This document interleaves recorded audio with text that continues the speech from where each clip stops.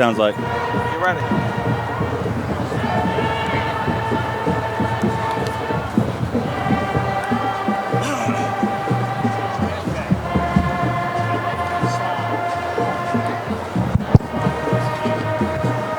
From Pan American Stadium in City Park, New Orleans, Louisiana, it's Fighting Patriot Football via YouTube on JohnCurtisPatriots.com. This year, John Curtis Christian is celebrating 56 years of excellence and, as always, continuing to build champions for life.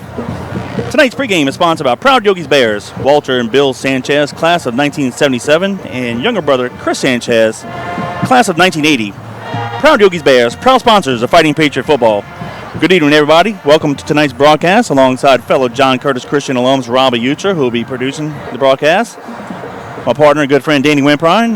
Gordon Abear will be giving us some live updates from the sideline of Kevin Fayard.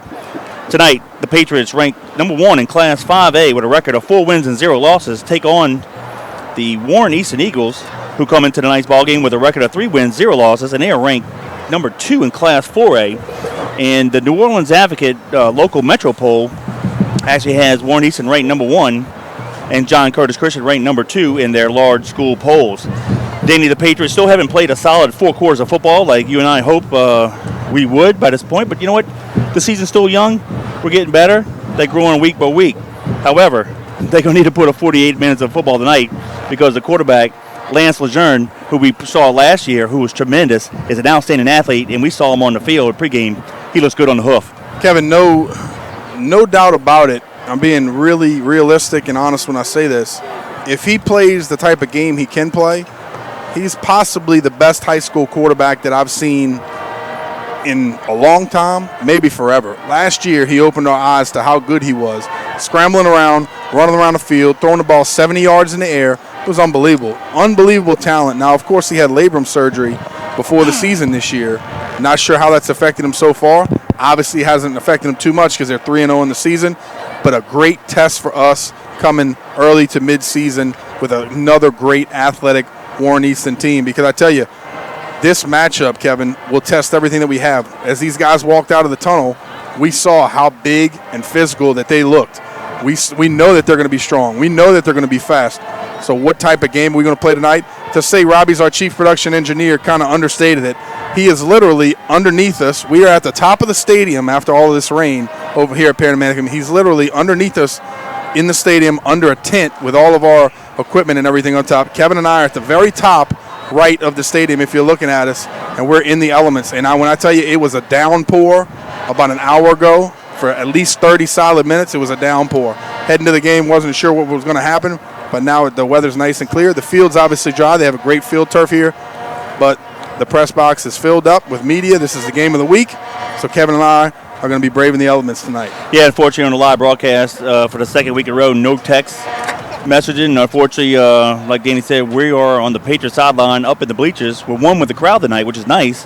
However, we better hope it doesn't rain on us in the middle of the game because we'll be in trouble if it does. So no text messaging tonight. So we appreciate you guys listening to us live on JohnCurtisPatriots.com. Of course, the games will be archived as well. Danny, the Eagles, they're averaging 37 points a game, which shows you how potent their offense is. They were off last week, so they've had 2 weeks to prepare for the Patriots. And we only beat them. The series we lead 1-0. We beat them last year, 27-21, which is a very, very exciting ball game. Oh, yeah. Came down to a 4th and half yard, which we got, and was able to take a knee. They've already played 2 Catholic League teams, Brother Martin, who we played last week. Excuse me one second. And they beat them 28-14, and they beat our first opponent, Landy Walker, right, 37-34. So they played already 2 common opponents that we've already played. And actually in Jesuit, they played right, 3. All 3 of their games actually have been all 3 Jesuit. They won by a couple touchdowns. Brother Martin by a couple touchdowns and by 3 points to Landy Walker. So technically they've only played half our schedule. Yeah. But what good competition we got tonight. Well, you're exactly right. But I tell you what, human nature tells you, oh, we beat that team by 21. They only beat them by 14. We beat this time, but no, it's not like that. How do you match up on game night? Thursday, Friday night, how do you match up compared to that team? How is your team speed going to be? Are you going to be able to pressure the quarterback? Are you going to be able to stick with those receivers? Are we going to allow this guy to run around the backfield for 10 seconds while he's picking out a receiver downfield? And like I mentioned before, he could literally do it and throw the ball 70 yards in the air. So don't sleep on him in the backfield, the defensive backfield. We have to be aware of what's going on. Offensively, control the football. Methodical drives, continue to run the ball, hold on to it. We don't know if it's going to keep drizzling on us now. We don't know how the weather's going to be for the rest of the ball game tonight. Methodically move the ball down the field, pick up first downs, get some points to the board. Keep it away from their offense. They can score points. They're going to score points tonight, but guess what, Kevin? You got to hit him in the mouth early. Let him know that we came to play tonight. Make him throw off his back foot. Make him throw on the run. He can do it, but he's not going to want to do it all night. Make him do it. Defensive backfield, we haven't seen it much. We've only had a few games, but we need to get some points off of turnovers. We need to get some turnovers. We need to get our offense the ball back. Tonight, how are we going to respond? And again, the kicking game, historically, they're not very good. How are they going to be when they punt the ball, when we force them to punt? How are they going to be on a kickoff when they're forced to kick it off after they score? Hopefully they don't score. But how are we going to respond after something like that in the return game? We have to get better on special teams. Historically, we're awesome. Let's make a big impact tonight. Yeah, I agree with that totally. I think we're going to do well offensively against their defense, though they have some athletes. Special teams could be the deciding factor. I would give us the edge. However, with a wet ball, wet field, anything can happen. Let's just talk about their offense versus our defense. I'm going to go back to last year. They had the ball 1st and 10 at their 40, and in the first few plays, gained 2 yards, and it was 3rd down and 8 from their 42-yard line. And we were at Jefferson Stadium. I remember Kay Beloso and Jay Curtis were the ends. And they drove him back. They stayed in their lanes, their rush lanes, and they drove him back to the 2-yard line. Yep. And somehow they went to go collapse on him, and he got out of it. And the middle linebacker was there, and he broke 3 guys, and he ran, had the whole near sideline, and he got out of bounds right at the sticks at the 50-yard line. And you and I looked at each other like, are you kidding me? Yeah, how does that happen? And then they had 2 more plays right before halftime, and he threw the ball 50, 60 yards. Fortunately, they were both incomplete. So the kid is a hell of an athlete. And to your point, I think he's probably the best quarterback we've seen in the broadcast era for sure. I don't know about it all the time, but it's it's debatable. But boy, he looks good physically. And I don't personally know him, so I don't know how smart he is. I don't know how well he makes decisions in the pocket under the pressure. I'm not sure, but I'm just talking strictly athletically, how far he can throw the ball, his nice touch that he has on his passes, being able to run. He is deceptively fast. I guarantee you, nobody is going to be able to catch him if he breaks out in the open field. He is very, very skilled. So let's see how we respond tonight. And here come your Fighting Patriots of John Curtis Christian School. The Patriots are on the east sideline, and we are behind them up in the stands. Again, we're one with the crowd. The Patriots in their traditional road uniforms, the white helmets with the JC Christian logo, white jerseys with red numerals, and white pants with the red, white, and blue stripes. Warren Easton, they haven't come out of the locker room yet, but they'll be wearing their traditional gold helmets with the purple E logo, gold jerseys, and white pants. And they'll be entering the field from the southwest corner. Kevin, in good just a few thing. seconds. Go ahead, Danny. Good thing about this field, though, I was going to say, as their band strikes it up, good thing about this field is it really looks dry. You and I were on the field about 30 minutes ago, and it was really dry. They have a nice crown on this field. It's field turf, brand new field, probably about 4 to 5 years ago. Yeah. They've kept it up well, and so I think on the field, it's still going to stay particularly dry. Now, one thing you got to think about too, Kevin, is they're going to kick the ball through these uprights. Not sure where it's going to land, either in the parking lot or in the grass. So if it stays wet back there, who knows? But hopefully, we brought enough balls to be able to handle that. But I'm not sure about them, because sometimes when it's not real wet outside and all of a sudden you get a wet ball, bad things happen. Typical Orleans Parish. I'm going to call it like it is, whether we're playing at Ted Gormley or at Pan American Stadium. I'm looking at the south end zone goalpost, and it is leaning. Exactly. So, if we're on the left hash mark, it might actually help us on a field goal lean that way. No doubt about it. Well, another thing is they built this beautiful stadium. They redid it.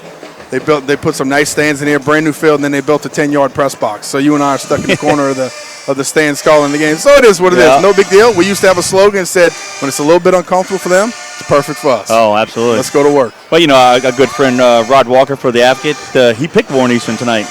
Ooh, yeah, Rod. Sure did. Yeah. Ooh. I know. It's like, Rod, what's up with that? I do not wish you luck, Rod. All right, for the captains for the Patriots, got number 58. Joshua Valentine, number 46, Princeton Stevens, and I believe number 13,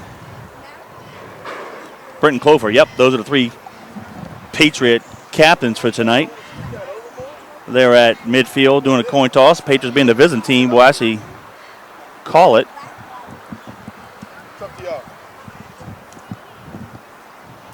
This is the first time we've been here at Pan Am since 2014 when the Patriots beat De La Salle, and we called the game from the stands as well. We've also played Carver and McMain. So this is the this is the 4th time in the broadcast era that we've called a game from here. Twice from the stands here and twice from the press box. Yep. But I tell you what, it's a beautiful skyline. It's looking good. Hopefully we don't get any more rain, and we'll be ready to rock and roll in a couple minutes. They're calling the coin toss right now. Gordon Hebert's out there with them. Let's see who wins for the Patriots, the offense or the defense. Eagles have won the toss. They prefer. They're going to defer. We're going to get the ball. Yeah, so I'll say the Patriots defense won a toss. They chickened out and decided to kick it to us. So the Patriots will receive the ball first. Ladies and gentlemen, tonight's game between Warren Easton And the Patriots will be going left to right. not only a competitive contest Well, between these two. set the tempo early. That's all I got to say. They have athletes. We have athletes too. On the kickoff return team, get out there and set the tempo. Make a statement with the type of return, Athletic Association. and let's go to work on offense. Yeah, But I agree. They cannot pin us inside the 20, Kevin. You know, I don't know who their kicker is, but I watched some guy out there before the game. Did not look great. So we'll see what happens, but you got to get the ball, hit it north, full speed, get us a nice return to start the ball game, set the tempo. In the state of Louisiana. Now, please rise. We're going to pause In honor of for an invocation and playing the national anthem. Our national anthem by the Warren Easton Charter High School Marching Band.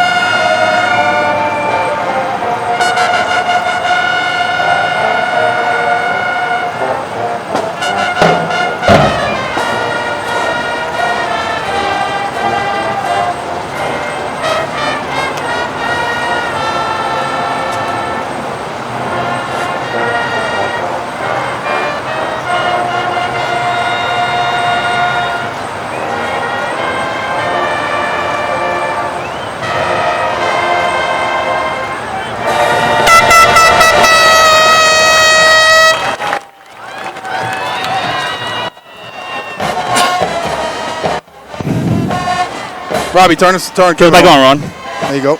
We're back to Fighting Patriot football here at Pan American Stadium in City Park in New Orleans, Louisiana. That was the Warren Easton Eagle Band playing the national anthem. We were seconds away from the opening kickoff. Alongside Danny Wimpron, I'm Kevin Fayard. Of course, Robbie Uch is back from his real job. He's earned his keep tonight.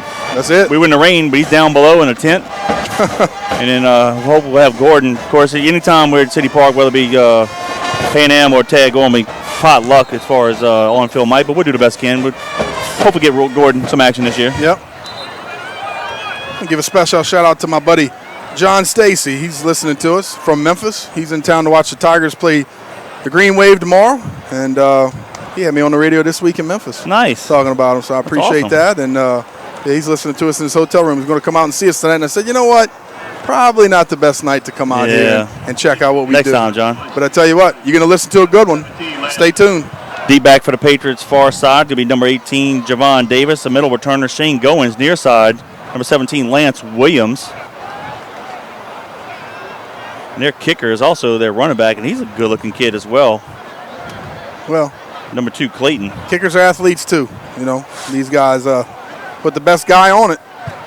Let them do it. multi-talented, and sometimes that's what you'll see. You'll either see, sometimes with these inner city schools, you'll see a big lineman, kind of like our boy Linus. Oh, yeah. Or you'll see, a skilled player that, probably grew up doing it when he was playing at the park and stuff like that. But you don't really get that particular guy that's kicked his whole life, But let's see what we can do here in kickoff return. Let's come out with a big one first. That'd be nice. Start with a bang. Yep. All right. We're seconds away from kickoff. The referees put the ball in play. Clayton kicks it far side to Davis at the 10-yard line. 15-20 has a nice left return. Got tripped up at the 25 and fell forward near the 28-yard line. So with 11:55 to go in the quarter, it'll be 1st and 10. Patriots from on 28. Patriot 26. Yeah, that's Javon Davis. We've talked a little bit about him over the past few weeks. He's an athlete. He's a freshman, 5'10", 160 pounds. Showing a lot of faith in him, putting him out on the kickoff return for the opening kickoff. But I'll tell you what, we get the ball. We're outside the 20, about the 26-yard line. Here we go, Patriots. Let's go to work. Colin Guggenheim is the starting quarterback. But I tell you what, Kevin, they look stout. Warren Easton's got some big boys, linebackers, defensive linemen. He's got a big, stocky defensive lineman down there. Yep. But they're offensive linemen in the game. I tell you what, they had some big guys look 6'5", 6'6". We'll see how physical this game's going to be. Smith and Wren on the halfback. We'll send the motion receiver all the way across the field. Top of the field will come near side. Smith, actually, Guggenheim kept it, and he gets it to the 29-yard line. Gain of 3, be 2nd down 7. That's all we have to do, Kevin. Take what the defense gives you tonight, Colin. Continue to move the ball down the field. Take what they give you. A give read, a pull, a pitch, whatever they do. Give the athletes the ball. Let them go to work. That was Span in motion, number 5, and he is a two-way player. Plays defensive back and receiver for us. Yep. His dad, Kevin, is actually an offensive line coach for Warren Easton. No kidding. Yep. I did not know that. Yep. Used to coach for St. Aug. Nice. And, this year, went back to Easton. Send Williams in motion all the way across the field. Come option near side. Pitch it behind Wren, and they're going to pick it up, scoop up, and they're going to score. Wow, just like that, Warren Easton's on the board 6-0 with 11:11 to go in the first quarter. Danny, that was just a bad pitch altogether. Just pitch it behind. Wren had no chance. He did. It looked like the relationship was okay. And I don't know if Colin got hit too early or what happened, but yeah, he just totally pitched it behind him. Corey couldn't stop to try to field the pitch or make a play on it, and they basically just scooped and scored right away. Woo! We'll call that a 22-yard scoop and score. That's bad early, Kevin. And like we said, we don't know how weather's going to play a factor. I think the field's pretty darn dry. I don't think that could have been it. It looked like it was just a pitch behind him. Yep. The Eagles line up for the PAT. High snap, place is up, and it is no good. No good. Precious points, Kevin. Yep, so they missed it. So with 11:11 to go in the first period, it's the Eagles 6, the Patriots 0. Good news about it is they're going to be forced to kick off to us again, and the offense is going to get the ball back. But I tell you, that's not really what I was talking about when I was saying set the tempo and the tone of this ball game.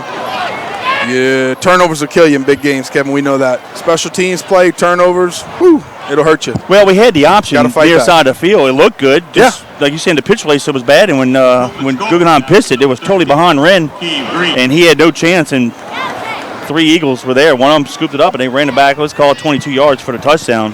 Kevin, they laid it 6-0. Go ahead, Danny. Our good buddy Brad Guthrie, he said he's tuning in from his hotel room, Minneapolis, Minnesota. Tell Robbie to keep up the good work in his tent. Appreciate that, Brad. Yeah, unfortunately, guys, we won't be able to text us during the live broadcast. Robbie's about 30 feet below us. Yep, with a tent with holes in it. Yeah, we're up in the elements. It was raining earlier. The press box here at Pan Am is packed. It's probably tighter than Noah's Ark, so there's no way we could fit up there. Turned into a beautiful night, though. It's actually, thank goodness for us, it's not 90 degrees out here, so we're actually doing okay. Yep. Let it go out of bounds. There you go. And they do. Good. So we'll have good field position here. So with 11:11 to go in the quarter, the Patriots will have it 1st and 10. They trail 6-0. We always talk about this, Kevin. Early in the game, first or second possession, you got to feel the defense out. See where they're going to go. How is their alignment going to be on defense? Get back to the sideline, talk to your coach, and let's implement some plays that we know we can combat with how they're lining up. I think the option was open. Come right back to it, run it again. Just make a better pitch. Don't get discouraged because all of a sudden we made a bad pitch. I don't think it had anything to do with the weather. No. Go right back to it. Let's run our offense. Yeah, we just didn't execute it. Yep. And unfortunately, they had 3 guys right there on the spot. Wren and Smith are the halfbacks. Ball towards the left side of the field. Williams to the motion near side. Guggenheim back to pass. Looks near side. Fires it to Williams. Caught for a short gain to near the 40. It's called a 39. Gain of 4. Second down and 6. Ooh, that seemed like a long pass for only about 3 to 4 yards in the play, but a nice completion by Colin. Way to get the ball out of his hands. Good job of the receiver making a nice catch. He put a little juice on that one. And Kevin, I got to correct myself. Looked like we got about a 5 or 6 yard gain. 6 yard gain, yeah. It's hard to see at this angle that we are to these sticks, but a good job. Never go broke on profit in the flat. You're right. Hey, we got 2 more yards, so it's second down and 4 at the 41. Ball on the right hash mark. Guggenheim power sweep near side. That's going to be Goins. He crosses the 45 to the 46-yard line. That should be enough for the first down, Danny. I've really liked Shane the past couple weeks being able to get his hands on the ball a lot more, Kevin. He's kind of one of those jitterbugs in the backfield. Shorter guy gets hidden a little bit, and all of a sudden he explodes out of the hole. Good job by him picking up the first down. That's all we got to do. Keep 2 hands on it. Continue to get 3, 4, 5 yards a pop. Move the chains. 10:25 and counting. We're in the first quarter. The Eagles lead the Patriots 6-0, and they have not had the ball yet. They had a 22-yard scoop and score on the second play from scrimmage. Twins receivers to the left. Ball is on the near hash mark. Yep. We'll go option to the left. Guggenheim keeps it. He ducks it, and he's going to be near midfield. Let's call it the Eagle 49-yard line. It should be second down and short. Yeah. Sorry I interrupted you. So 2 guys, 2 receivers to the top of the field, Kevin. Looks like it's man-to-man coverage. A safety down to the bottom side here on the hash. So it looks like if you want to, you have coverage out. You have man-to-man coverage outside. Yep. You can let the ball go outside deep. Do what you want to do. Just need big protection in there. 2 tight ends split near side. Chauncey Crum, the near side halfback. Goins, the left side halfback. Ball is right in the middle of the field. Second down and 5. That was a 5-yard gain by Googs. 9:30 and counting. First quarter. We'll come to the right. Crum has it, and he gained probably 2 to the 48. Yeah, I tell you, safety is getting involved in the box too, Kevin. He's only lining up about 7 yards deep, maybe 8 yards deep. And we'd have one-on-one coverage outside if we need it. But I like what we're doing. Just control the football. Let's pick up some first downs. Big third down and about 3 here for the Patriots. Yeah, have to get to the 45-yard line. We'll stay with the 2 tight, split near side. Same running back formation, Goins and Crum. Ball right in the middle of the field, 8:53 and counting.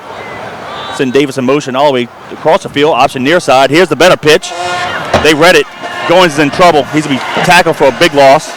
He fought his way back to the Patriot 49-yard line, and that was the best he can do. So, unfortunately, the Patriots will have to punt the ball here. Well, I tell you what, good job of him covering the ball up, though, Kevin. That's scary outside the option. They had some guys in pursuit. He actually tried to cut back, broke a tackle, cut back inside, but did a good job, like I said, just securing the football. And covering up, we're going to, of course, be forced to punt here.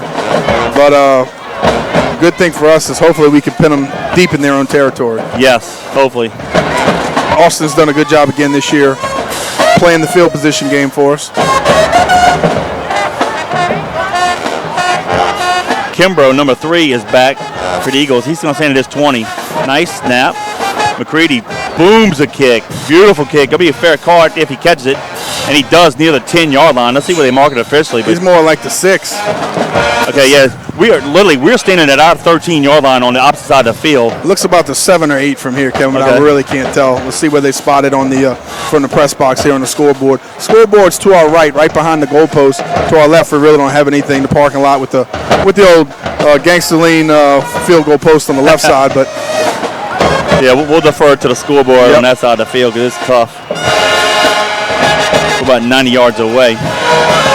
Nonetheless, 7:52 to go in the quarter. First and 10, Eagles deep in their territory. So great job by McCready pinning them deep. It says ball in the 7. Yep, 7-yard line.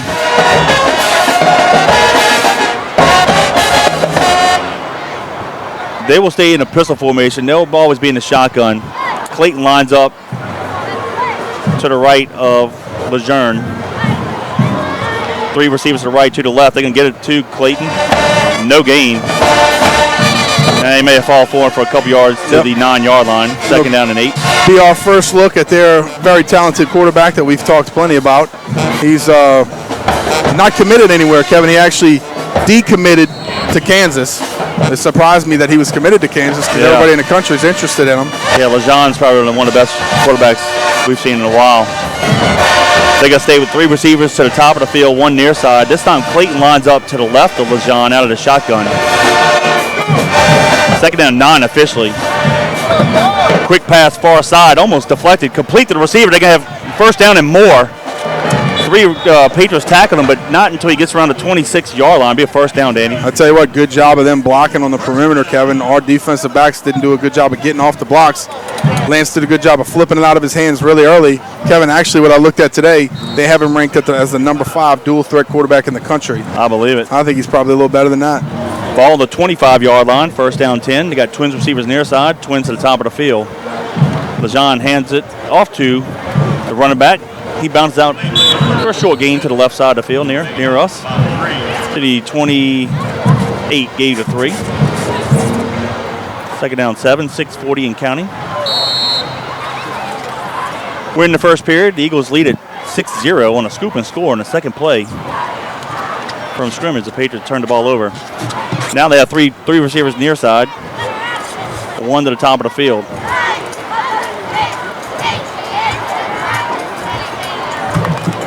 LeJean looks to the sideline to get the play. Pulls it. He's going to keep it, and he's going to have a short gain, but close to the first down. He needed 7. He might have gotten 3 or 4. Let's see where they mark it. Kevin, he is a true dual threat. So like we were talking about in pregame, when he keeps the ball, punish him. Let him know that there's not going to be any reads tonight. He doesn't want to handle the ball. When you got big guys like Ogeron and Anderson on the outside for the Patriots, and they line us on the inside, you don't want to run the ball against the Patriots. Looks like they're going to call the timeout. Yeah, it's a hydration break. Yep. Official has a gain of 2, so it'll be 3rd down and 5. So official timeout on the field, 6 minutes to go in the quarter. It's the Eagles 6, the Patriots 0. Kevin, for that hydration break, I want to say thank you to Moe's Pizza. Jeff was actually out here. He was our sponsor tonight. Brought some pizza out here and some sandwiches for the Patriot Nation Men's Club tailgating party. We appreciate those guys doing that in the rain. And Moe's Pizza, John Curtis Christian School alum Jeff Arsmith, class of 1986, and his wife Lisa, located at 1112 Avenue H in West Wego.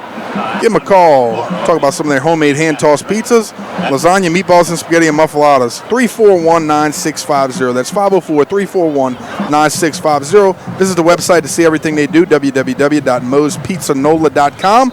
Jeff Arsmith, Lisa, Moe's Pizza, we appreciate your support of the Patriots. Always, and they do a great job of that. Yeah, my favorite. The ham po' boys are good, but kind of had mouth watering for the mini muffaladas. Woo, I like those sausage wraps myself. Woo, baby. All right, this time number 5. Johnson lines up in the backfield. 3rd down and 5. Quick pitch far side.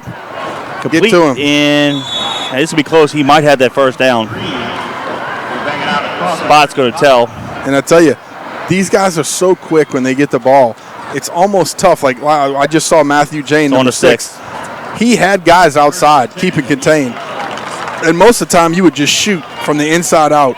But he didn't want to shoot too quick because that guy could just bounce it inside of him and make a big play. So it almost keeps you on your heels a little bit. Yep, gain of 5 to the 35. 1st and 10 Eagles. They go on the right to left. 3 receivers to the top of the field, 1 near side. There's a running back. High snap. LeJean catches it. Make him pay. Let's go. There you go. He almost faked 3 Patriots out, but somehow the Patriots got back there and actually tackled him for a loss of 3. Should be 2nd down and 13. Woo, he almost looked like he got out of it. I know. I'll tell you what, he's quick. Great job by the Patriots getting to him, tackling by committee.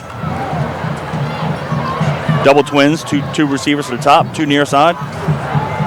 LeJean hands it off up the middle. Gets to be first down and more. And he's going to get it to the 49-yard line of the Patriots. Trying to see who that is. Number 5, Johnson, and he's injured. Did a good job of making us miss. Right there in the hole, they had a big gap. And I tell you what, he had some nice running room. Made him, he broke Brenton Clover's tackle. And a good thing for us, we had a Patriot waiting for him out there at the cornerback position. That's number 38, Dante Thomas, making a nice solid tackle outside. Yep, 5:10 to go in the quarter. Injury timeout. The Eagles lead the Patriots 6-0. Danny, it's not raining, and I kind of thought about this, and I don't want to jinx it. We got plenty of football, and though we turned the ball over early in the game, they scored, Scoop and scored. But when we've lost games or haven't played well, it's these kind of weather conditions, and I was a little concerned about that. And so far, game to date, not that they're dominating us by any means, it just kind of like going through the motions. Gets one of those lackadaisical feels. Like we're waiting for something to happen. You're right. Yeah, I feel that a little bit. We got to get out there and make a big play. And sometimes that's all it takes, Kevin. Yeah. One guy to step up, make a huge hit, big play on special teams, offense be able to score. So sometimes you just need something to get you a little excited because, right now it just kind of seems like it's just kind of a still game. We're seeing what's happening, and we'll see how things work out. But sometimes, like I said, it could change like a snap of a finger. Get out there, make a big play, make it happen. They're working on his knee, and actually he needs some assistance getting off the field. So hopefully it's just a hyperextension, nothing too serious. But he can't walk off the field in his own power. They're having to carry him off the field.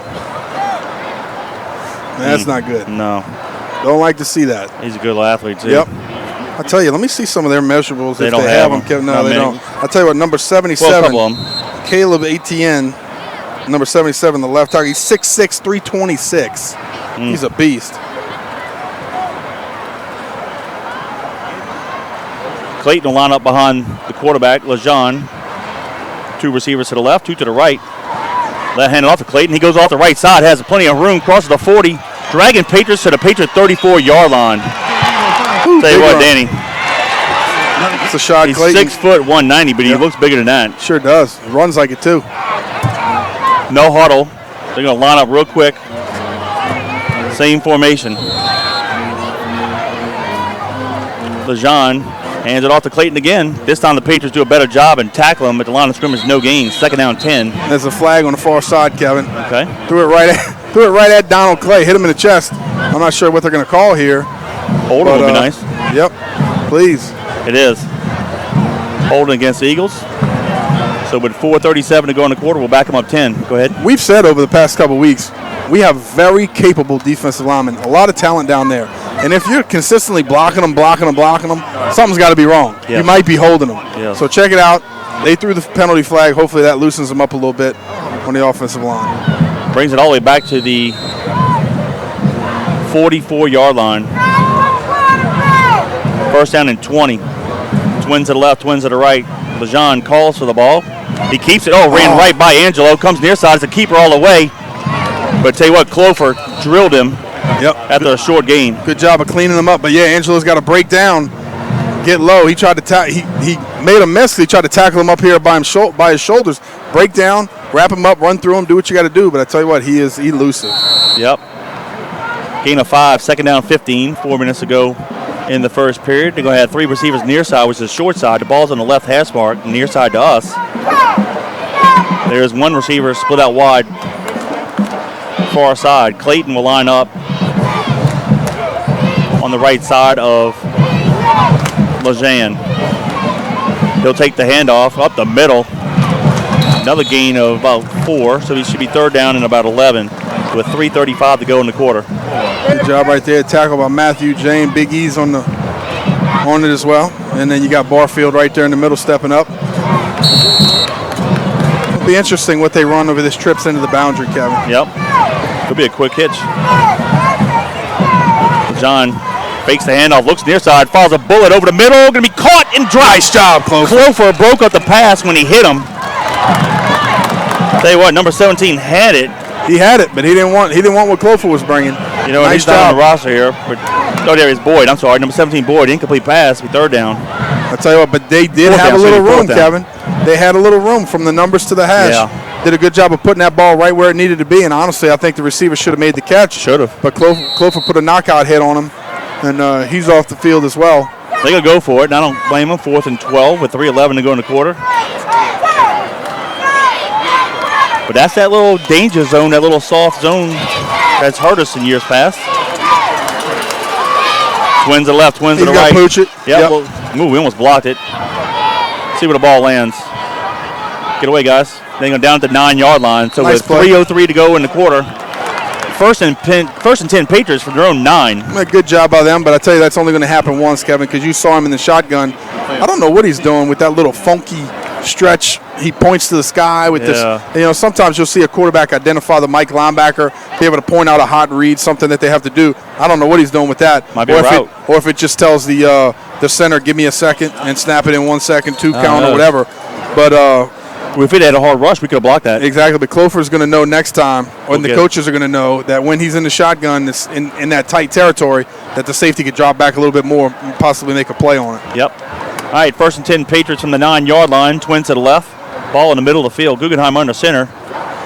He ducks it. Throws it backside wide open as a receiver. Oh, my goodness, incomplete. He had his fingertips on the ball. That's Connor Ogeron, wide open. We faked the inside dive to the top of the field, came back with the backside pass, and he was wide open, Danny. We just overthrew him, Kevin, but I'll tell you this. Connor, you got to lay out, buddy. Even if your hands touch the ball and you're still running, lay out and make a 40-yard catch. You understand what I'm saying, Kevin? You're not always going to catch a touchdown. Yeah. It's a bad throw. He overthrew. I can't say bad throw, but bad. Yeah, it's a bad throw. Yeah, it's a bad throw. Nope. Overthrew him, but Ogeron, you got to lay out, be able to make a big play. I'd rather 40 yards than a long incompletion. Same formation. Twins left will come out near side. Guggenheim keeps it, and he's fighting hard. Back to the line of scrimmage. It'll be 3rd down and 10, Danny. And I just hate missed opportunities, Kevin, because on a play-action pass like that, we don't see those plays often. The coaches analyze it up in the booth all game long, and they say, this is going to happen. We got to execute it. We got to make it happen. And I tell you what, when you miss those opportunities, it's not like you're going to come back with it the next series. It's not a regular base play that we run, and I don't like to see Conlon. He looked like he got up very gingerly. He don't look 100% at all. No. He's walking slow to the line of scrimmage. He's not crisp at all. It's going to be one of those nights. Same formation, Twins to the left. Guggenheim going to be a draw play to Wren. Wren breaks the tackle. He's at 10, puts a move on 2 defenders, but he got it to the 13-yard line. Gain of 6 will be 4th down. Gain of 4, 4th down and 6 here. I'll tell you what, I really thought we had a lot more in there, but those guys converge on the football. They're so fast defensively as well that they did a good job of just getting to Corey and wrapping him up, making a big play, and, of course, it's going to force us to punt. Yeah. Colin just doesn't look right, Kevin. No. You're right. He's got his hands on his hips. Looks like he's breathing heavy. And he's kind of just almost walking off the field. It looks like he has no energy tonight. Yeah. I talked to his dad. I don't know if he's under the weather a little bit this week. He just doesn't look 100%. Yeah. And his body language is telling me that. I didn't talk to him personally. I can tell you this. Our family had a little bit of the sickness this week at our house, and I don't know if it's going around school. I definitely don't like to see it. No, McCready back to punt. He's in his end zone. Beautiful kick. Going to be fair caught at the 46-yard line of Warren Easton. So with 1:18 to go in the quarter, Warren Easton will have it 1st and 10 at their own 46. Whew, good job. Good job. They're playing some tough defense so far. And I'll tell you what, Kevin, so far, tough ball game. We got to get something started offensively. But, sometimes you got to rely on the defense. We're doing it again. Just don't want to rely on them too much when they have playmakers like this. No. All right, 1st and 10 Eagles. Twins to the left, Twins to the right. LeJean, the quarterback. Clayton, the running back. LeJean looks to his right, fires a dart. Going to be almost intercepted, but the receiver broke it up. That would have been Donald Clay. He wouldn't have gone to the house, but that would have been a huge turnover for us. You got to make plays like that, though. Good job of him jumping the route. Forcing the incompletion there, batting it down. Nice play. We need stuff like that. They'll line up the same formation, double twins. They can hand up to the running back up the middle. He breaks in 2-3 tackles, and he's going to drag Patriots to the 34-yard line. 1st and 10 Eagles. I tell you what, I don't know what it is, but they have gashed us up the middle a few times for 10, 15, 20 yards a pop, and we have not done a good job. I don't know if it's the linebackers not closing in, us not being in our rush lanes, but I tell you, we're all walking around. We all look tired. Nah, this is not a good quarter for us for sure. LeJean keeps it. Valentine can't bring him down. He cuts up in the middle of the field, comes near side 30. And he drags 2 Patriots to the 27-yard line. Well, I can tell you this. I bragged on Valentine on how great his speed was the last couple weeks. With him running down guys, he didn't run him down. No. So I can tell you that kid is an athlete. Gain of 8, 2nd and 2. They line right back up under a minute. 38 seconds of counting. This might be the last play of the quarter. Twins to the left, Twins to the right. LeJean takes the pass from center, hands it off, but there's a flag on the play. False start on the Eagles. That'll back them up and make it 2nd down and 7. And Kevin, again, I see number 50, Jashawn Williams in there. He had a good game last week. He's kind of stepped on the scene the last couple of weeks and played well. They're going to back themselves up. That's another thing, big game. Penalties. We can't have them. I'd love for them to have a bunch, but definitely tonight we got to play a game. Don't force ourselves in bad situations. Yep. All right, twins to the left, twins to the right. Ball in the middle of the field, 14 seconds and counting. This will be the last play of the quarter here. LeJean looks near side. Goes back far side, has a guy in the post. Oh, in and out of his hands. Intended for same guy number 17, Boyd. But Thomas broke it up at the last second. Danny, I thought that was going to be a touchdown. I did too. Great ball placement by their quarterback. Getting it out of his hands, getting it down to the end zone. And I tell you, another thing, Kevin, there was a receiver. Hands get on the ball, you got to catch it. That's a big play for them. Good job of Thomas being right on it. Holding on them, it would be 3rd and 7. Let's see, do we push them back? I think we will. We're going to play real estate here with 6 seconds to go. That's almost what's scary with them, though. Even when they have penalties and they're on offense, they can make it up. We saw it last year, like you talked about. We got him squeezed in his own end zone, and all of a sudden he comes in with a big 50-yard run. Yep. Give these guys some room to work. They'll work it. Now this will be the last play of the quarter. 6 seconds to go. Should be 2nd and 17. Yep, it is. Ball is going to be at the 42-yard line. Twins to the left, twins to the right.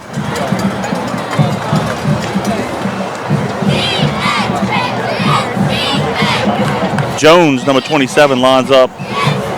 They're backing them up some more. They are, but I don't know what for, but we'll take it. Here we go. And we're running some guys in and off. Barfield checks back into the game. Ball to the 46. You know it's a spot foul. Yeah. Not from the line of scrimmage, so. Need a big play here, Kev. Need a big play. Defense got to come up big. Let's go. All right, 2nd and 21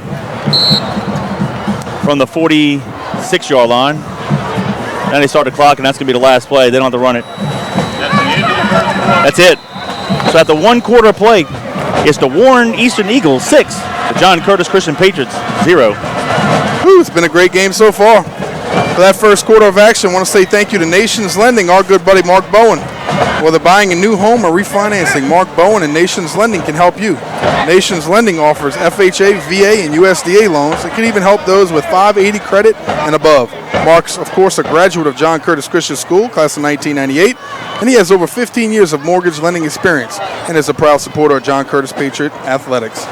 He can be reached at 225-573-8688. 225-573-8688, and his NMLS number is 587641. Nations Lending Corporation is an equal opportunity lender, and of course, we appreciate your support of the Patriots. Scoring highlights of the first quarter, not much, and unfortunately one on our side. Second play of the ball game, the Patriots turned it over.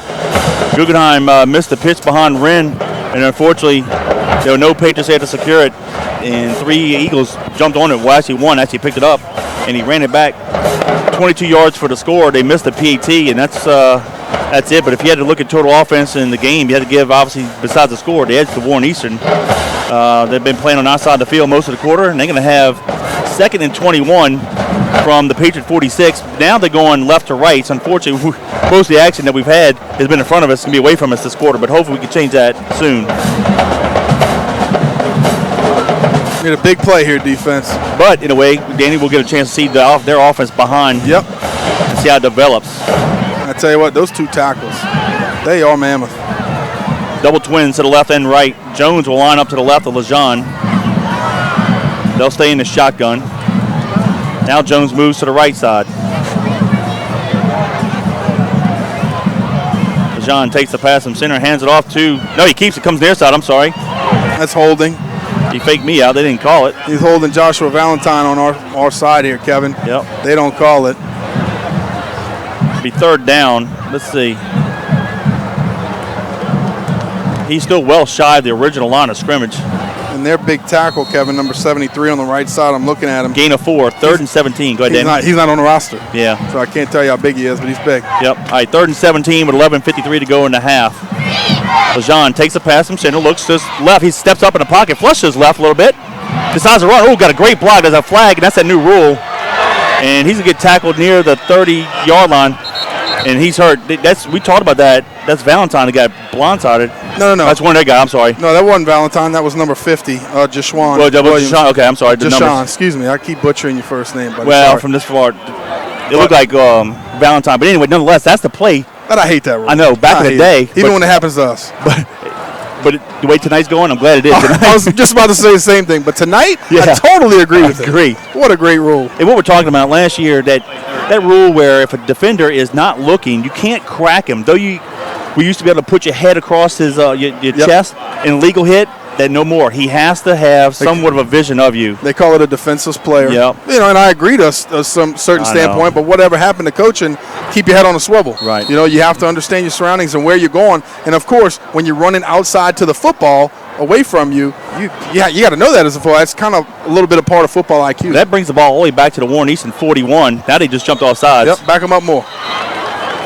Wait, is he calling on us? Yep, they got called on the defensive end. Oh, goodness. Oh, wow.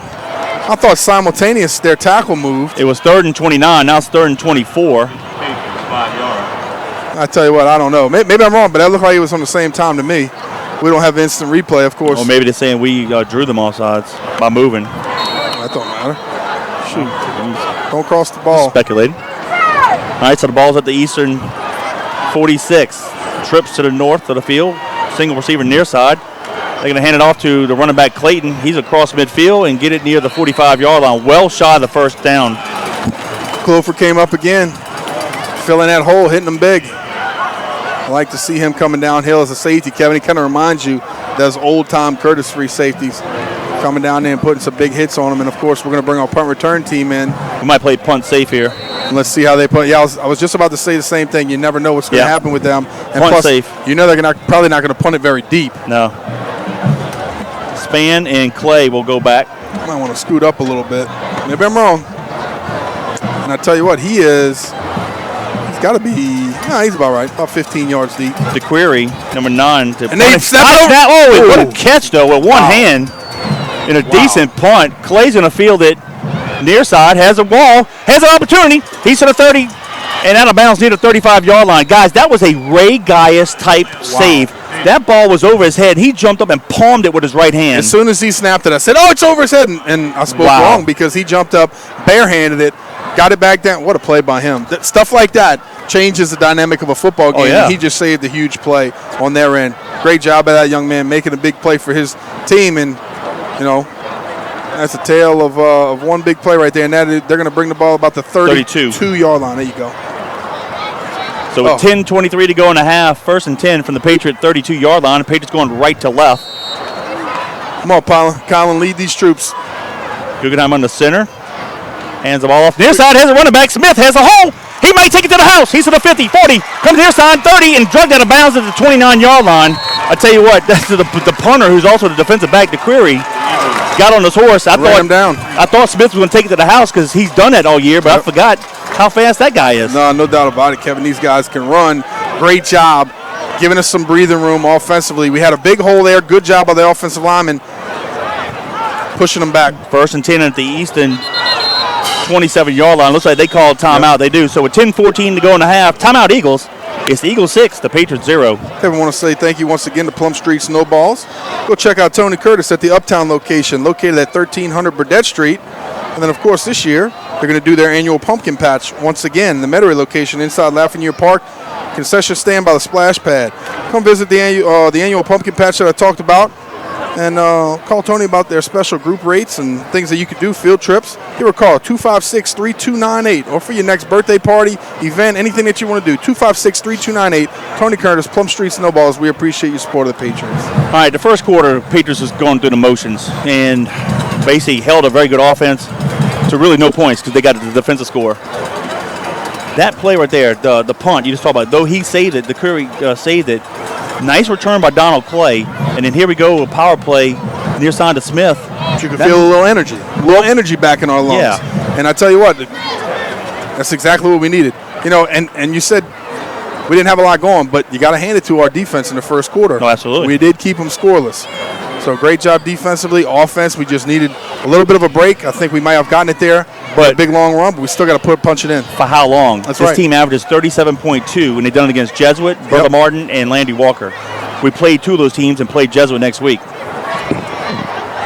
Twins receivers near side in the boundary. Ball's on the near hash mark, which is the left. Patriots going right to left. Guggenheim on the center. We have Crum and I believe Goins are the halfbacks. I tell you what, they have 5 defensive linemen. The linebackers are spread so wide. Outside. It looks like we tight end move. outside. God dog it. It's first and 15. Come on, guys. Tight end flinch. That's the kind of stuff I'm talking about. Big games. You can't have turnovers, and you can't have silly penalties. We got them out leveraged to the top with a big guy getting the ball in space with a lead blocker, and just silly penalties. Come on now. Yeah. I believe that was Connor Ojon with the flinch.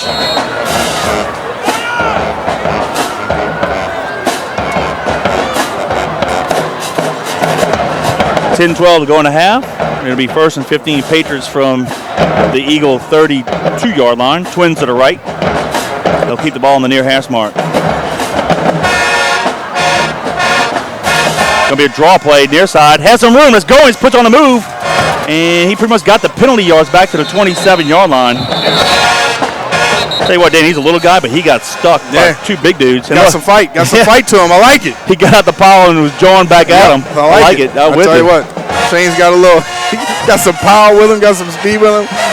Got a little stuff to him. I like that. Yeah, 9:48 and counting. They're trying to get our players to say stuff. Can't play that kind of ball. Just get back in the huddle. Nope. Second down and 10. So the good news is he got the penalty yards back. It may be a half a yard. We'll just call it second and 10.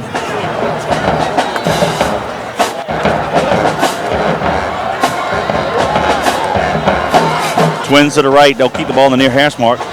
Guggenheim on the center. We'll send a motion receiver near side. Quick pitch far side. This will be in and out of hands of Taylor. Yikes. Yeah. Third down 10. Got to make them count, Kevin. Got to make them count. And I tell you, and like I said, I really don't know. What's the moisture down there? When we were on the field before, I thought it was nice and dry, and it hasn't really rained a drop since the game started. So you can't blame it on anything. The ball's being wet or anything like that. You just got to catch it. Yep. So at 9:18 to go in the half, third down 10. I believe we'll be 4 down territory here. Though we can make a field goal, we need something bigger than that. Yep. Big play here on third down. Yep. They'll keep the ball in their hash mark. Guggenheim checking off at the line of scrimmage. Plenty of time on the play clock. 14 seconds. We'll go to the right. Guggenheim keeps it. He ducks it. Oh, he has some room. He gets to the 19-yard line. And Danny, it's going to be 4th down and 2. I think we're going to go for it. Yeah, Kevin, he came off of his feet because he tried to kind of swim back inside and jump back inside of a guy. I tell you what, he's so powerful. I almost hate that he tried to kind of jump a little bit and hop over. But a nice job by him. Good job on the read. Picking up some good yardage that we need. It's going to bring up about 4th and about, what do you call it? 3. 3? Yeah. But here we go. It's a very big long play. 2. Yep. 8:47 and counting. Come on, Patriots. 2 tight ends, split out wide right. You want to win the game, Kevin, you got to make plays like this. Come on. We'll go to the right.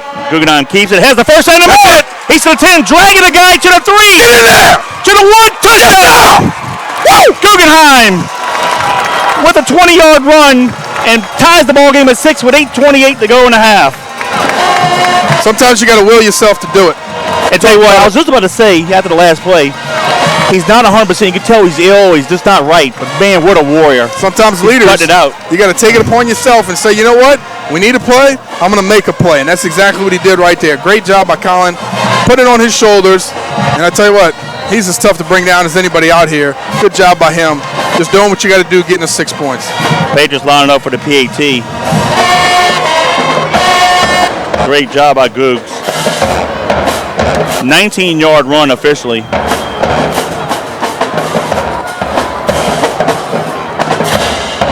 Snap, place, kick is up, and it's good. So with 8:28 to go in the half, it's the Patriots 7, the Eagles 6. Precious points, Kevin. You got to get those 1-pointers every now and then. and it's going to play huge dividends for you in the course of a game. We're up 7-6 because they missed an extra point earlier in the ball game after a scoop and score. For that scoring drive, Kevin, I want to say thank you to Prep Fan Sports. Prep Fan Sports is your one-stop sports shop, and they're conveniently located at 70452 in Highway 21 in Covington.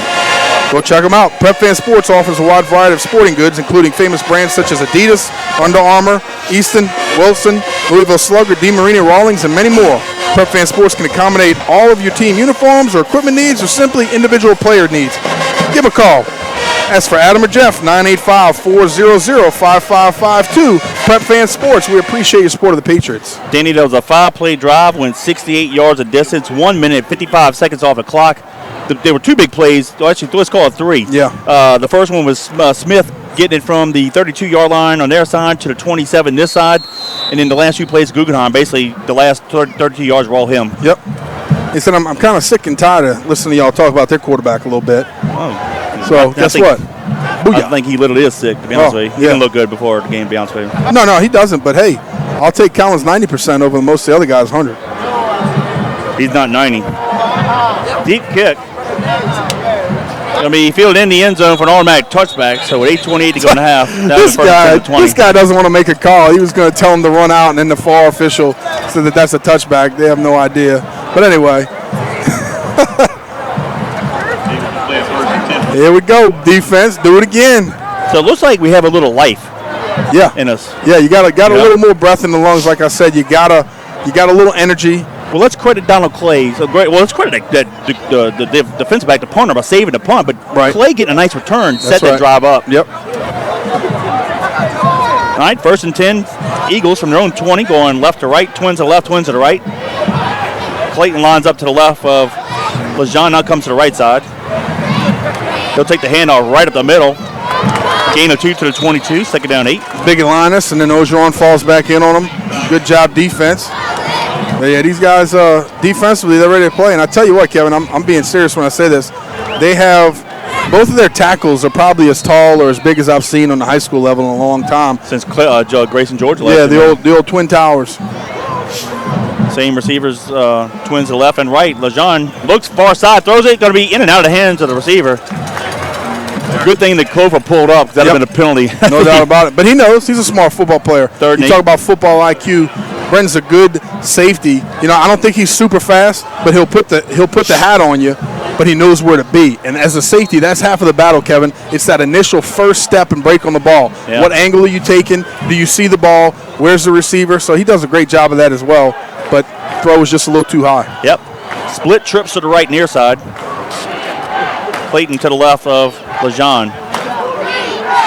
Takes the pass from center, steps up into the pocket, and he's going to breaks down 2 tackles. He almost went down. Come on. And he got tackled at the 25-yard line, gain of 3, but I almost got a little nervous, brother. I tell you what.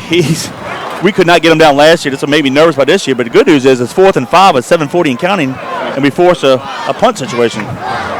Man, I tell you what, he could squeak out of nothing, and he almost did there. Good job of us falling back in on him and wrapping him up, Kevin. That's a big thing. You can't tackle him with an arm. No. You can't dive and try to get him. You got to wrap him up with 2 arms and let your guys come up and finish him off. All right, number 7 we go back to punt this time. Sam. Deep for the Patriots far side, span, near side halfback, it's going to be Clay. Sam is going to stand at his 10, 7-10 and counting. Decent snap. Decent punt. Ball's going to hit the ground. Fans will get away from him. We got a nice roll for the Eagles. But it's going to be around the 33-yard line. Let's see where they mark it. Good job getting away from it. I almost thought initially he could kind of catch it on the hop, but a good job of him just getting away from it and letting the offense get the ball back. All right, 6:56 to go in the half. 1st and 10 Patriots from their own 33-yard line. Kevin, I'll say it again. This is why I love offensively the coaching staff, Jeff Curtis, Coach JT, the offensive guys saying, quarterback, we're going to put the ball in your hands. You get us in the right position to make the plays. Defensively, they lined up a few different ways tonight. Right. But however they line up, the quarterback needs to see it, recognize it, and put us in a position for success. We did that on the last drive. All right, Wren and Smith are the halfbacks. Wren near side, Smith the far side. Officially marked at the 32-yard line. They'll give it to Smith. He fights hard to the 34. Gain of 2. Patriots will pick up 1. Yep. I almost couldn't see who it was. You got it. 6:38 and counting. Second down 8. I'm almost feeling like we need to take a shot deep down the field. We will. Just take a shot. Give it another long pass. Drop back, throw it deep. Let a guy try to make a play, see what happens. Then, man, we missed this pass down here at the bottom of the field. Could have been 6 for us. But we're moving on. 6:20 left in the second quarter. We're on top 7-6. Thanks for joining us once again. Ball in the middle of the field. Guggenheim on the center. He'll go to his right. Straight up handoff. No gain. Third down and 8.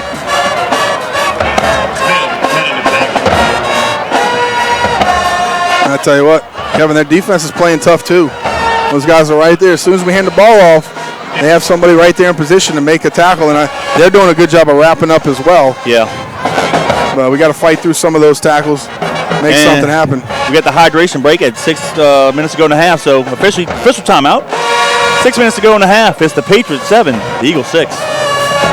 Been a good game so far, Kevin. And I tell you, for that stop in time, I want to say thank you to our buddy Kel Kopecki. I saw him down there in the tent earlier. And Kel is with Exit Realty NOLA Premier. They are a full-service brokerage firm, residential, commercial, and leasing.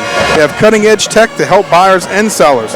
They offer retirement and beneficiary benefits for all of their agents. Go see them at 2200 Veterans Boulevard, Suite 206 in Kenner, or give them a call at 298-3948. Tell Kel, Danny, Kevin, and Robbie sent you. 298-3948. That's www.exitrealtynola.com. Kel Kopecki, Exit Realty NOLA Premier. We appreciate your support of the Patriots. Yes, we do. I tell you what, that's another good thing about playing some inner city schools, Kevin. Their bands are always rocking and rolling. Yeah. Very entertaining. Yep.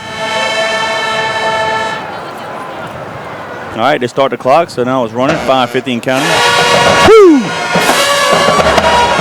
They said loss of 1 at previous, so third down and 9. And they know when to play, too, when we're on offense.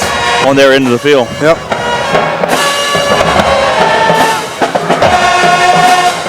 Power play, far side, Wren. Short gain, maybe 1. Let's call it 4th down and 8. Yeah. And I see Jerry down there dropping his hands like we're not doing what we're coached to do offensively in the blocking scheme, or we're not getting to the second level and picking some guys up. Because like I said, that one, as well as the last two, as soon as we hand the ball off, they're pretty much right on us. Right. Run the punt team in. Long 6 just across the 35-yard line. Grady runs on the field deep for the Eagles, number 3, Kimbrough. He's standing his 30. 4:50 and counting. Nice snap. High, beautiful kick.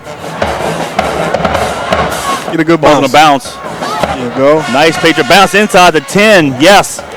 To the 8. To the 7. Great goal. So with 4:31 to go in the half, 1st and 10, Eagles from their own 7. Great kick by McCready. Yep, no doubt about it. Great job. Put it nice high in the air. We had some gunners get down there in a hurry. Didn't want to field the punt, and a good roll for the Patriots. I'm glad he didn't, but had Kimbrough, let's show how big of an error that is for Easton. Had Kimbrough fair card at the 30, it's a 23-yard minus for them. Sometimes you just got to be brave and get in there and make a play.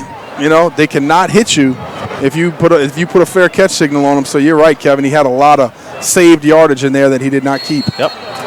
All right, 1st and 10, Eagles from their own 7. Twins to both sides of the field. DeJean takes the pass from center, looks near side, fires a good caught at the 22-yard line. Get in there and hit him. Yeah, going to have the first down. He got tackled at the 27. 16, Joel Holmes, the ice cream man. 1st down, Eagles. Come on, Dante. Get in there and explode him. Holmes, number 16 on the reception. Get in there and explode on him once that guy makes the catch. And I tell you what, Lance does a good job of just sitting tough in that pocket and then just sending the bullet out there to the right side. Gain of 20, 3 to the left, 1 near side, looks to his left, fires a bullet again. Oh, in and out of hands. That was a great, and there's a flag late. We didn't hit the quarterback, did we? I didn't see it, Kev. Personal foul, roughing the passer. Sure did. I was following the play. I just happened to look back, and I saw the referee threw the flag well after the play. So I didn't see if we touched him or not. That's why I was just thinking what could have been. Don't know who it was. Zachariah Blake was the only one that I saw close to the quarterback, and JT's jawing at the official. He wants an explanation. Angelo comes out. And they're yelling at Angelo, like maybe it was him or JT's not sure, but I didn't see it, Kevin. Well, how about this? A gain of 20 on the first pitch and catch. That's 15-yard penalty to the 41. 4:11 to go in the half. They'll stay with 3 receivers to the left, 1 to the right. LeJean hands it off to Clayton up the middle, and he's fighting hard to the 42. There you go.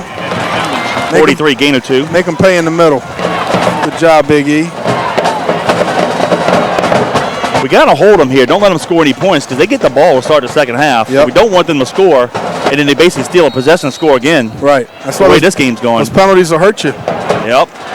3:45 and counting. Twins to the left, twins to the right. Oh, they snapped the ball. The ball rolled through the quarterback's legs, and Clayton got it back at the 27. Kevin got a little tongue-tied. Didn't know what was going on. No. A little excited. Well, LeJean was looking at the sideline, looking for a play, and the center just snapped it. Went right through his legs, but fortunately, they didn't have an empty set. Right. Clayton, the running back, jumped on it, but a huge loss for them. 3rd down and long. The ball is now at the Easton 27-yard line. Whew, good break for us. 26 yards to go, 3rd and 26. 3 to the left, 1 to the right. LeJean takes the pass from center, looks near side, fires a dart, going to be in and out of the hands of the receiver, incomplete. That's a little high. Good job. Up to 4th down. That's a huge turnover there. He's got to do a better job, Kevin, of finishing over his toe, finishing through his throw.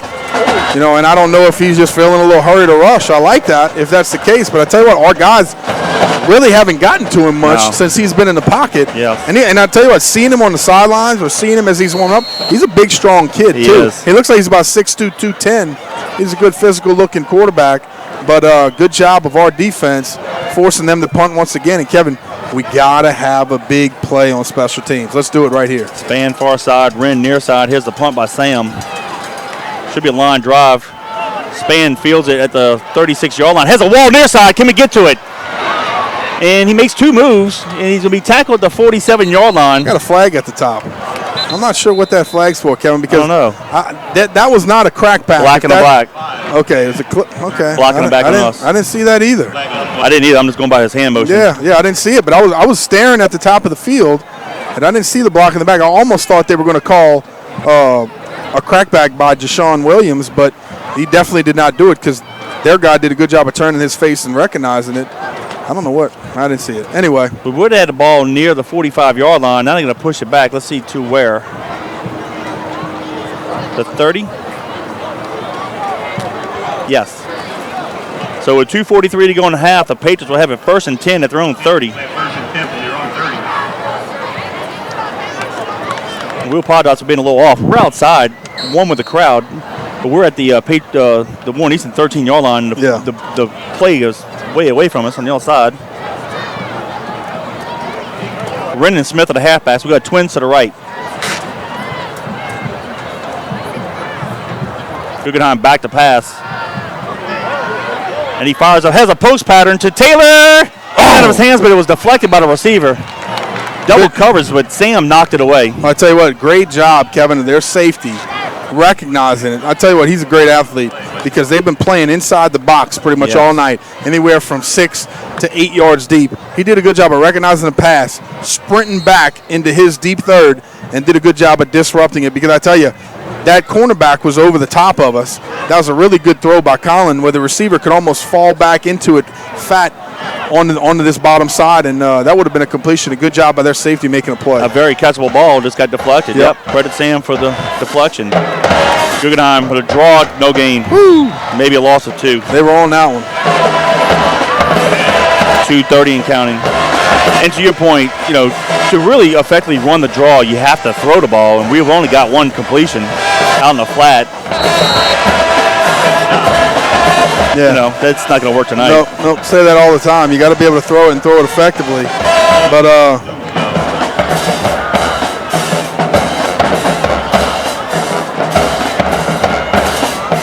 2 minutes to go and a half. Crum and Goins are the halfbacks. We have a wide out to the left and to the right. Guggenheim back to pass.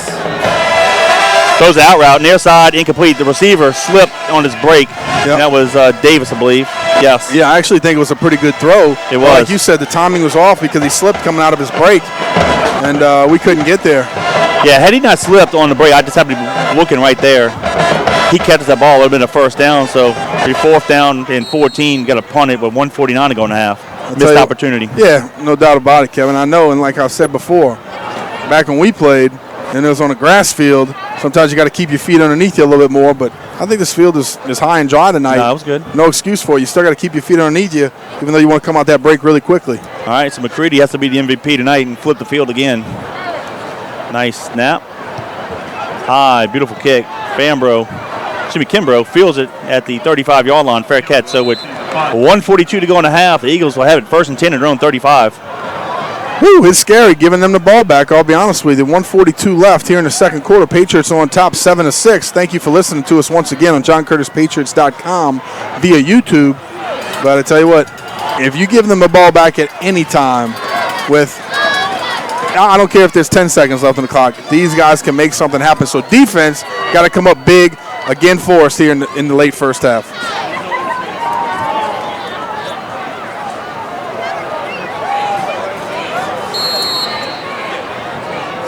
All right, Twins to the left, Twins near side. They have one running back in the backfield with LeJean. This will be Clayton. Now he's going to move to the right side of LeJean.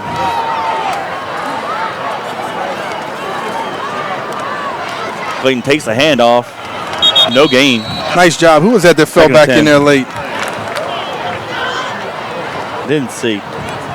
See him getting out the power. Looks like Big E, and also, who's that on the outside out there? Can't quite tell. Now, they'll quickly line up. Same formation, Twins to the left and right. 1:18 and counting. I think that was Zachariah Blake. Okay. LeJean fakes the handoff, steps up in the pocket, and he's trying to get down. Oh, great play. Goodness. Got it off at the last second to the running back, and he might have the foot. Oh, they call it. Oh, what the heck is going on? I don't know, but there should have been a flag on the play. Yeah. They don't call it. No doubt about it. What the heck is going on? After they blew the whistle, the guy reaches up, grabs our face mask, pulls our helmet off. Oh, they better. I'm about to see me run on the field. No, they didn't. They just tell them both teams to get back. No, they're not. Yeah. Wow. They call anything. He ripped Thomas's helmet off. How's that not a? I don't know. They call a timeout to cool down. Next, they're going to tell Thomas to get off the field for one play. Goodness gracious. All right, timeout Eagles with 1 minute to go in the half. It's the Patriots 7, Eagles 6. Again, for this stop in action. It's garbage. Third and one. It was garbage. You know what I'm going to do? I'm going to give it to the Gator. Do it. River Parish Disposal. Our family's company has been picking up your commercial garbage in the greater New Orleans area for almost 40 years now. Please give me a call at the office, 738-7700, for all your commercial garbage needs. River Parish Disposal, like we've said forever, our business stinks, but it's picking up. Patriots look like they had LeJean, and of course, as always, he does his Houdini act. He was actually in the process of going down and happened to see the running back that's standing there, and he just kind of, Brett Favre, I was just about to say the same thing. And he caught it, but right when he went down, he was down, the ball came loose. Thomas picked it up, but then this number 4 came out of nowhere and just ripped the helmet off of Thomas. They don't call a flag. Nope. It's all good. Let's play some defense. Here we go. Get in there. Gain of 9, third down 1. And I tell you what, defense is a little different, Kevin, because if you see something like that, you could play a lot more on emotion. So if I see something like that and they don't call a flag, you know what I'm saying? Go get them. I'm about to get that quarterback. Let's go. Yep. Double Twins formation. They're going to hand the running back. That's nice number tackle, 4. Yep. Angelo. Has the first down, but that's okay. First down, clock stops. Luke, number 4, the ball carrier. Got to reset the Easton coach, too. The Easton coach saw his player and he said, no, let's call time. Let's cool our jets a little bit. Yep. It's an important drive here. LeJean takes a snap from center, looks near side, has a lot of time. Nice flush out of the pocket. Great job. Great job! Oh, that should be grounding. That should be grounding. Call it. He did not reach. Call it. He did not reach the line of scrimmage. He's short by 15 yards. Baloney. They better call grounding, and they have not yet. You got to be kidding me. There they do. Golly. The line of scrimmage is the 47-yard line. He's back at the 25, but he threw the ball back to the 35-yard. He was good. 12 yards shy of the line of scrimmage. It literally took him 10 seconds to make the call, and the only reason he called it is because our sideline was irate. We were going irate. And he heard me and you up here. Hey. Get us a cookie. Actually, we got another 5 yards back to the 20. So we'll take that. That's a loss of downs. That's a huge penalty. Credit our guys staying in their rush lane. Yes. He whirly-burrowed to the top of the field. Zachariah Blake had him pinned in. He had to whirly-burrowed again back to the bottom of the field, and he just had nowhere to go. We had him bracketed by our linemen, our rush guys, just getting to him. Great job, defense. 2nd and 37 with 40 seconds to go. Twins to the left, twins to the right. LeJean out of the shotgun. Takes the pass from center, looks near side, fires a dart. Going to be intercepted! Go! Comes near side, he's at 30, spin move to the 25-yard line. So with 26 seconds to go in the half, the Patriots come up with a big turnover and have it 1st and 10 from the Eagle 25. Kevin, we have, how many timeouts? 3 timeouts left, Kevin. 3 timeouts for the Patriots. We got 26 seconds left.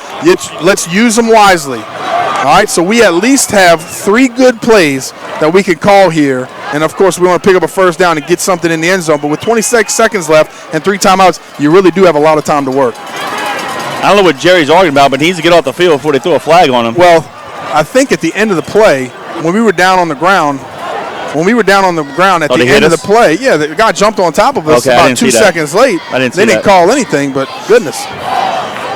So, the officials, I'll be honest with you, Kevin, sometimes in a game like this, officials can get intimidated too. Yeah. And they don't know what to call, when to call it, and sometimes they need a little bit of help. But I promise you this, our sideline's going to help them out.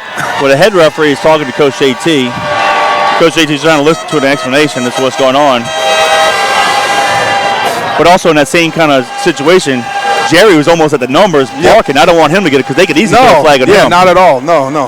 And look, we already got 1st and 10 at their 25. Last thing we need to do is go back to the 40. Good thing for us is we always get a warning first. So that always tells us, okay, no more chances. Here we go. Twins to the right. Ball in the near hash mark. Woo, we got the seam in the middle. Okay, he bumped out. Guggenheim back to pass. Looks far side. Throws it towards the end zone. And incomplete. They got to throw a flag. Oh, I don't think that was pass interference. We'll take it. Yep, they pushed Williams in the back. I don't think it was catchable. But we'll take it. I tell you what, Callan threw a dart out there. He did. I don't think we really could have caught that, even if they had, even if they didn't have tight coverage. But I tell you what, let's see if they wave it off though. I'll take. No, they're not going to. They better not wave it off. They're talking about it though. Let's see. Nope, they're not. Okay, good. No, they did. They did wave it off. Sure did. Wow. They sure did. Well, that's the right call. I mean, hey, I don't take it because we need the help right now. I think so too. But that was the right call. It was uncatchable. Yep. All right, so 19 seconds to go in the half. 2nd down 10 from the Eagle 25. And Jeff and JT didn't know. They didn't know that they called it uncatchable, and they waved it off. That's all right. Play ball here. No, but we got to communicate that in the booth because the play call changes. Yep. We'll do the option near side. Short gain to the 22-yard line. 15 seconds. We'll call timeout. So that's what I'm saying. We didn't. I don't think they knew down here. They didn't communicate that. So with 17 seconds left or whatever it was, we're running a base play right over the middle of the ball. Yeah. We have to call a timeout. Now we're 3rd and 7 instead of 1st and 10 on the whatever. So all right, here we go. 2 timeouts left, so we can call any play we want. You're the quarterback and offense coordinator. What do you run here? What do you feel comfortable with? Or do you set it up in the middle of the field for a McCready field goal? You know what I like in the red zone, even though we're 2 yards out? You know what I love sometimes, because when you don't have a lot of time, is a screen play. You still have timeouts, okay? So we have 2 timeouts still left on the clock. Now, even though sometimes it takes some time, a screen might take 7 or 8 seconds to develop, but you might get a big pop out of it, and sometimes you might score. I love a screen play, especially when it's a passing situation, maybe like this. Besides that, I put it in my quarterback's hand. That's why I'm not an offensive coordinator when it comes to John Curtis football. You put the ball in your quarterback's hands and you say, you know what? Make a play. Check with me. Get out there. Call the play that you think is going to be successful by their alignment, and let's go to work. But if you remember the state champs game right before half in 13, about 13, 15 seconds, we ran a screen play to Raquan James that took the whole 13 seconds. So Here we go, 3rd and 7. Split outs wide end, right and left. Guggenheim back to pass. Max protection. Fires it near side, incomplete, intended for span. It would have had it at the 9-yard line. It would have been 1st and goal, but 10 seconds to go, so you got to go with a field goal here. Yep. Span had the out route. You know, and credit the coverage, too. Yep. Good coverage on the backside. They say Decur is how you say. I say Decurry, but let's go with Decur. So they're going to place at the 29-yard line. So this will be a 39-yard field goal for McCready. And Kevin, the only good this will do us is if it comes to do a field goal game, and I don't think they're going to be kicking any field goals on there. No. But we'll see. We're still up by 1. Hopefully we're up by 4. Place, kick is up, has the distance, does it have the accuracy? It is. Flag on the play. Flag play, he jumped off sides. I think it was good. I can't tell, nobody said anything. Yeah, at least put your arms up. I think he made it anyway. Still want to know. Offsides on them. If it's good, take it. They're going to replay it anyway. Well, they didn't even. Well, I think they might. They didn't even signal. They're going to put 5 seconds back on the clock then. Unless they're unabated, Kevin, and they have to blow the whistle, and then it's a dead ball. All right, but look, good news is he drilled a 39-yard field goal with ease. Oh, I think 45 yards. You know, Austin's got plenty of distance. Yeah, I'd say you're right. Between 45 and 50 yards is probably. All right, here you go. This is going to be a 34-yard field goal.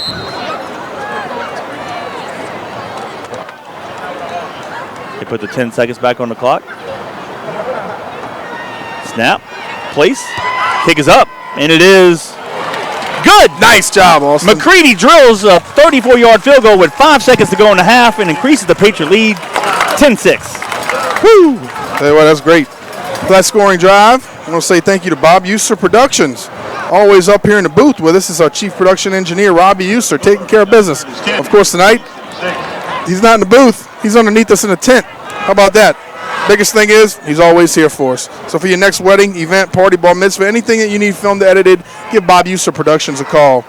Best in the business, 738-1447. Bob User Productions, 738-1447. We appreciate your support of the Patriots. Well, the Patriots were lackadaisical in the first quarter. Turned it around a little bit here in the second quarter and scored 10 unanswered points. More importantly, the 6 points that they scored was on defense. They have kept their potent offense in check so far. And that's the biggest thing, Kevin. When you can play great defensive football, you give your offense opportunities to be successful. You give yourself a chance to win football games. And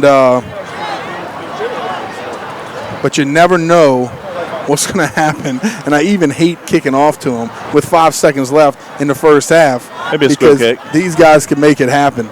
But I tell you what, it's been an exciting ball game so far. Well, we'll kick it deep. Sam will let it go out of bounds. They'll get the ball. His kick goes out of bounds. 35-yard line. Eagles take over 1st and 10 on the 35-yard line. 1st and 10 at the 35. And if you just joined us, we want to say thank you once again. We're on JohnCurtisPatriots.com via YouTube, and the Patriots are on top 10-6. And hopefully we can get out these next 5 seconds, take a deep breath here at halftime and talk about it. There's going to be a lot to talk about because this has been a hard-fought first half. Robbie done send us some smoke signals from down below. We got some shout-outs. Malcolm Ogeron, Mike Maples, Captain Ryan, and the crew over at Bobby's Seafood. Of course, Daryl Gottschalk's over there, along with Stephanie, and the Angry Orchard looks like it's flowing. And of course, Miss Betty and Mr. Vernon listen to us out in Phoenix, AZ. Appreciate you. There you go. 5 seconds to go in the half.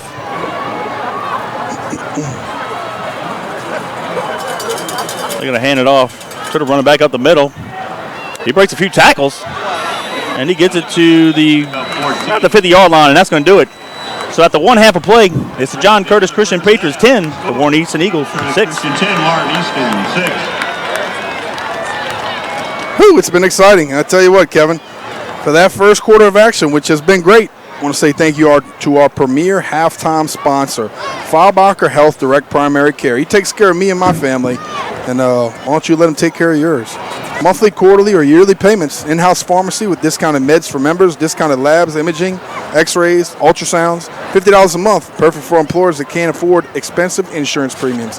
Same-day appointments and always makes you feel right at home. Go see Dr. D at 8231 Jefferson Highway, right there in Harahan. Give him a call at 504-336-4400. Or go check out the Ideal Protein Protocol. Losing weight isn't easy, but they try to make it simple with Ideal Protein Protocol. Dr. Fahrbacher Health Direct Primary Care. It's like having a doctor in the family. I understand Miss Betty and Mr. Vernon, they're in Long Beach, California.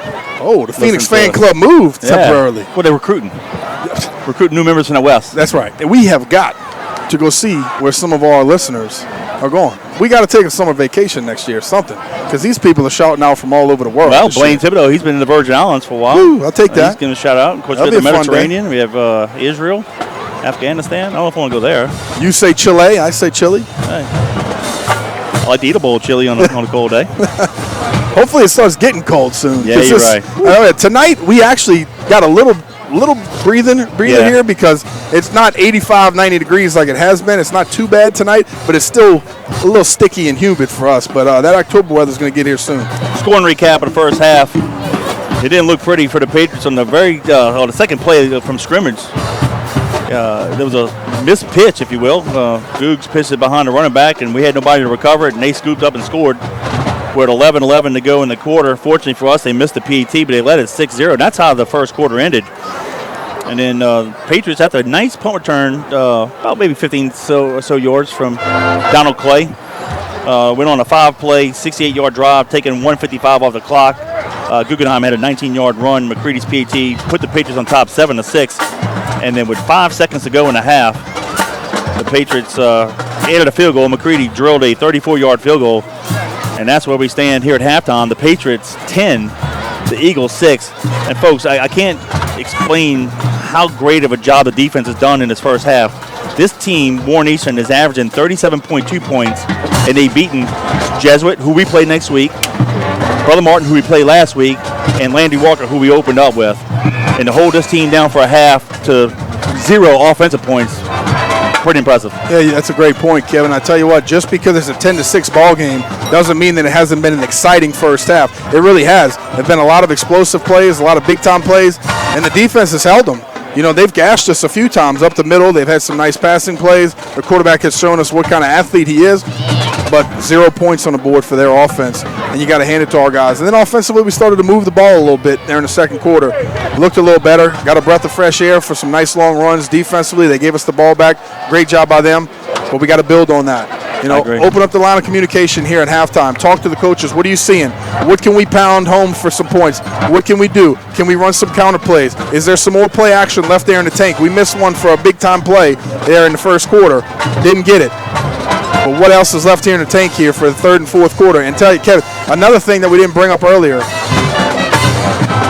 big-time games, turnovers, penalties, but conditioning in the fourth quarter wins it all the time. You know those guys from Warren Easton are athletes. Who's going to be better conditioned and play physical down for the last of the 48 minutes? I don't know it officially, and if I did know something, I really wouldn't say it on air and all, but this is my own personal opinion, just basically looking at how Googs looked in his face and his body language during pregame warm-ups and how he kind of played, just doesn't look so fresh. He looked under the weather, and you know how it is when you're sick.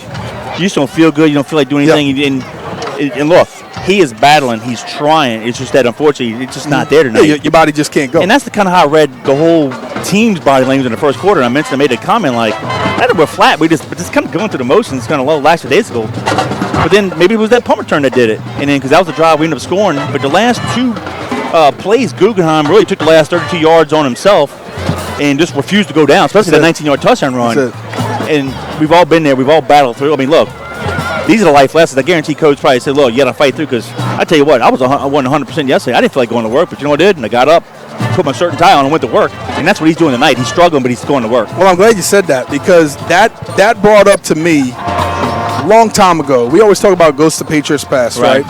And as I'm playing, and I'm best friends with Steve, Matt, and Preston, and guys like that, I hear some of these names, from the past, and maybe I don't know who this guy is, or maybe I've never heard his name before, but these guys talk about him.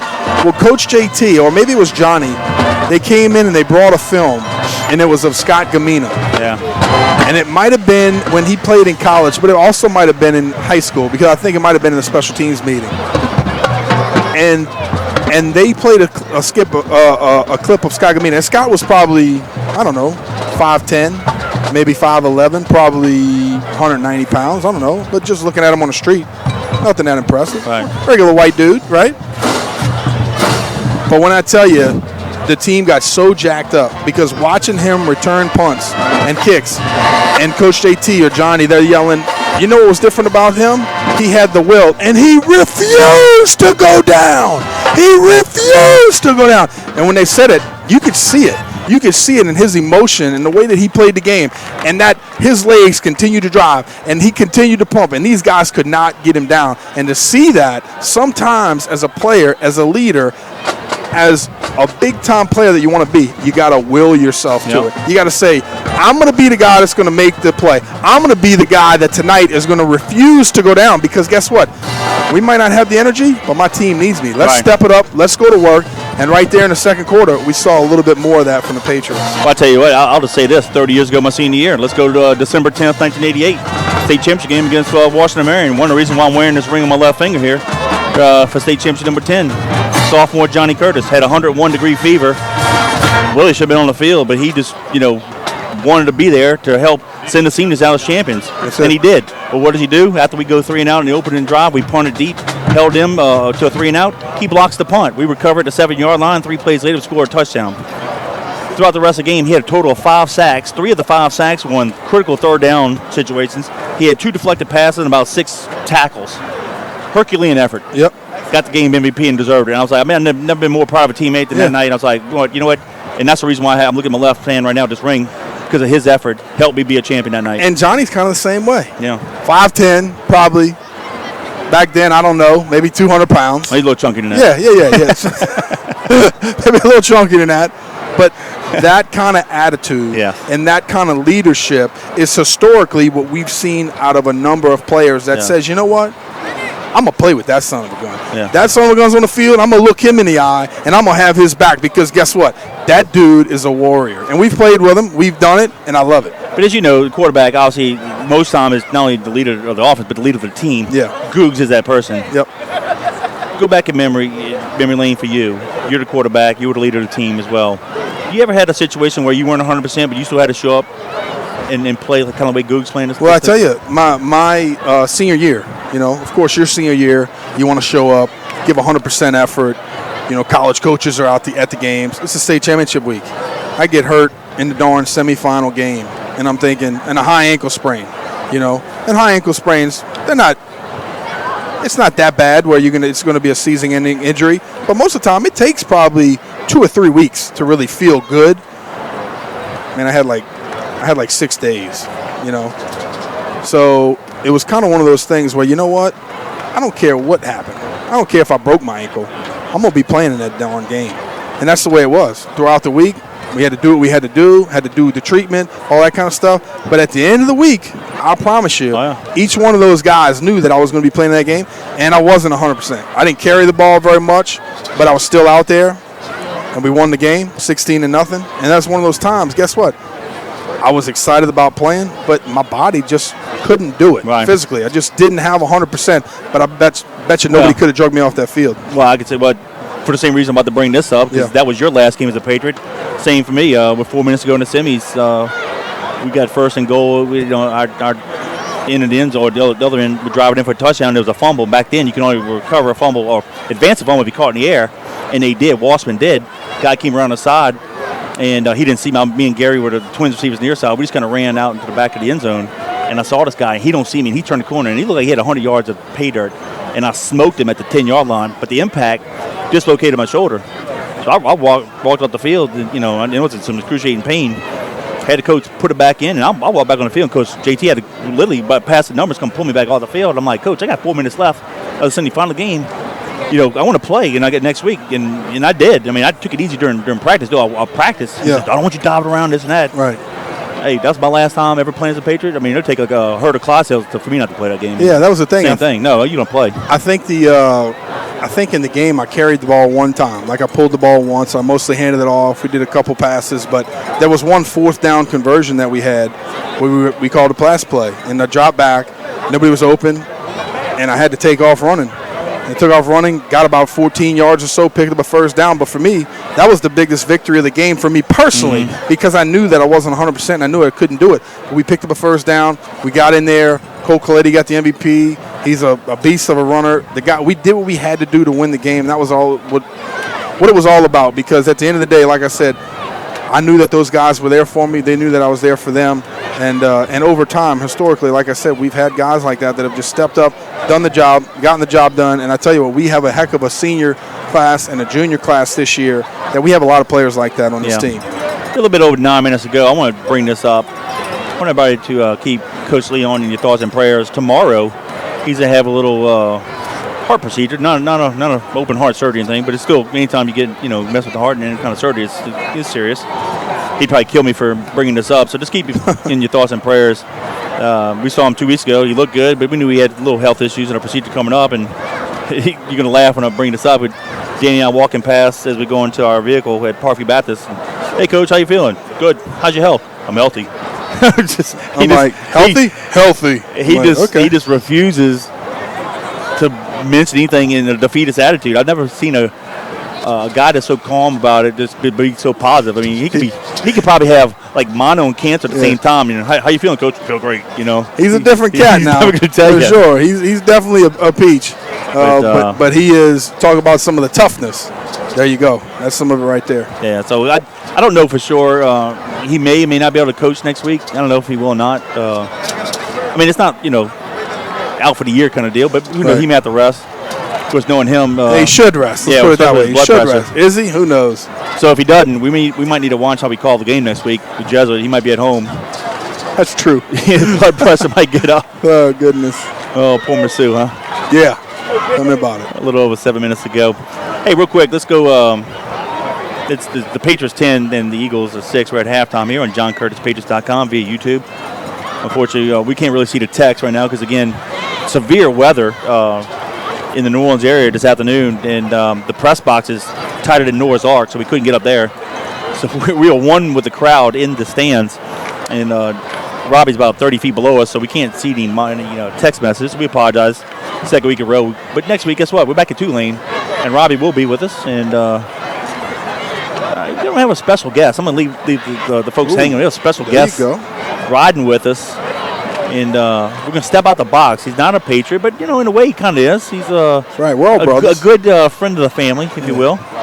And it'll be a good halftime interview. So y'all make sure you watch it next week when the Patriots take on the Blue Jays. Of course, it'll be a Blue Jay home game.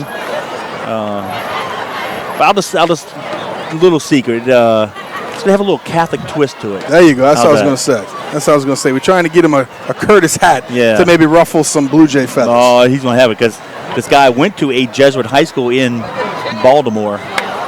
And I'll just stop right there. But anyway, y'all want to listen to it. This will be a good interview next week at halftime. Kevin, get another shout-out from Brian Bennett via Frisco, Texas. Nice. Brian was our original videographer for our first 2 years in 2011, 2012. We appreciate you. And we can tell you about Brian. Keep in touch. We never forget you.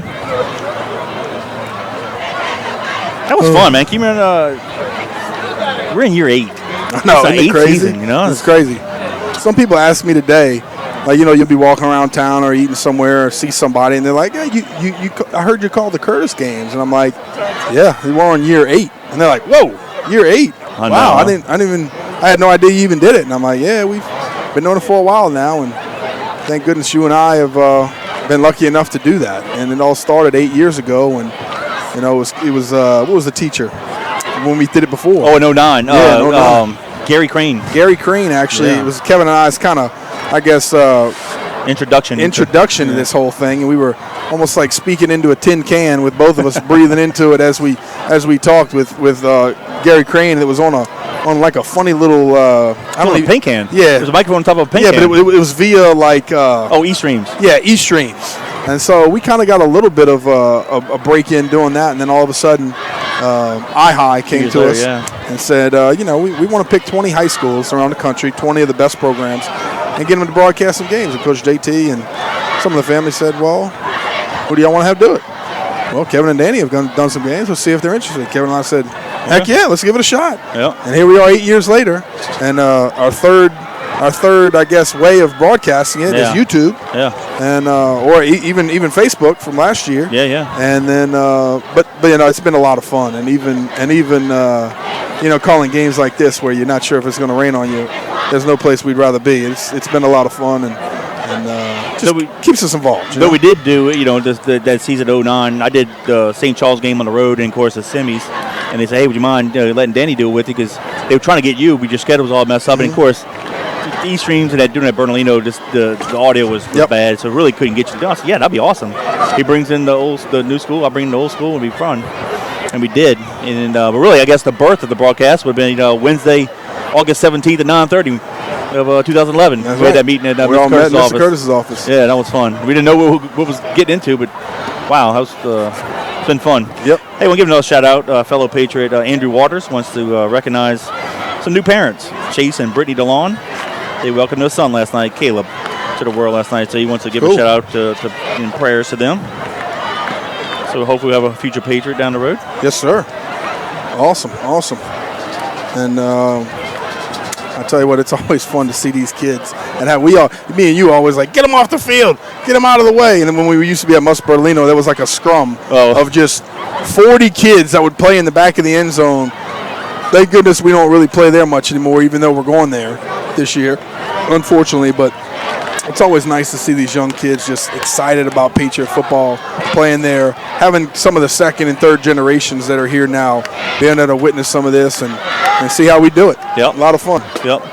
And we'll promise we'll get Gordon up and running. The mic, just anytime we come to this place, tag on me, the field mic's not working. But unfortunately, it hadn't been a good year for Gordon, technological wise, but we'll figure it out soon.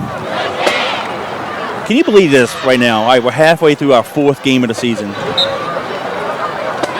After tonight, you realize we're halfway through the regular season. We have 5 more games to go. I know. If you think about it, it's ridiculous. We're guaranteed 6 because everybody makes the playoffs. So we have the next 5 regular season games, and we'll have 1 playoff game. That's it. Crazy. I mean, we're in game 5 right now. Crazy when you think about it, because when you and I used to play, or at least I know when I played, we had 14, 15 games. It was a 15-game season if you made it the whole way. I mean, my record as a quarterback, I think, is 58-2. We actually, my senior year, we actually only played 14. We had a bye. Well, check this out. We had 2 byes. One being the first round of playoffs because we're district champion, but we didn't have a last regular season game. Boy, we thought when we saw that and we had to bye, we're like, oh my goodness, we're gonna be off 2 full weeks, plus the game week. It's like, crazy, man, crazy. And I told the story before. We thought, man, we're gonna have spring practice all over again. But Coach JT, being an awesome coach that he is, took it easy on us. Well, the first week was like 2 full gear and 1 helmets and shorts, and he didn't run us to death. But we did some conditional work and working on things you would during spring and camp. Yep. 2-minute offense, defense that we normally do, but put more emphasis in it. And then the next week was more helmets and shoulder pads, keep our legs fresh. And then the third week was game prep. But that first, we all look at ourselves like, man, these next 2 weeks will be long. The 2 games that we lost, we were in the Hap Gaudy Classic, both games. My sophomore year, we lost to Shaw in the opening game of the year in the Superdome. They were a really good team, coached by Hank Tierney. That was one of their solid teams that they've had. Yeah. And I think they stopped us on the 1 and the 3-yard line. It was just really a poor game by us. And then, of course, I lost the first game of my senior year against Evangel, who went on to win the national championship that year. But a 15-game season just seemed like,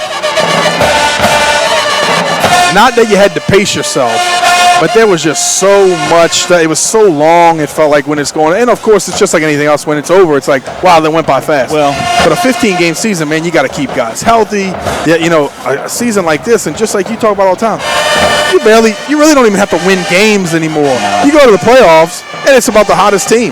The hottest team wins, So it's just crazy how they have it formatted now with the LHSA and all this baloney, but it's just different. Well, think about how we practice, too. We practice harder than the other team, too. So, yeah, by the end of the season, you are beat up. It's crazy. Well, and that's back in the day when they allowed real 3-a-days. Yeah. You had 3-a-days in camp, so you were totally worn out. Yeah. And then all of a sudden, of course, as a quarterback, I can't say it like everybody else can, but you're totally worn out.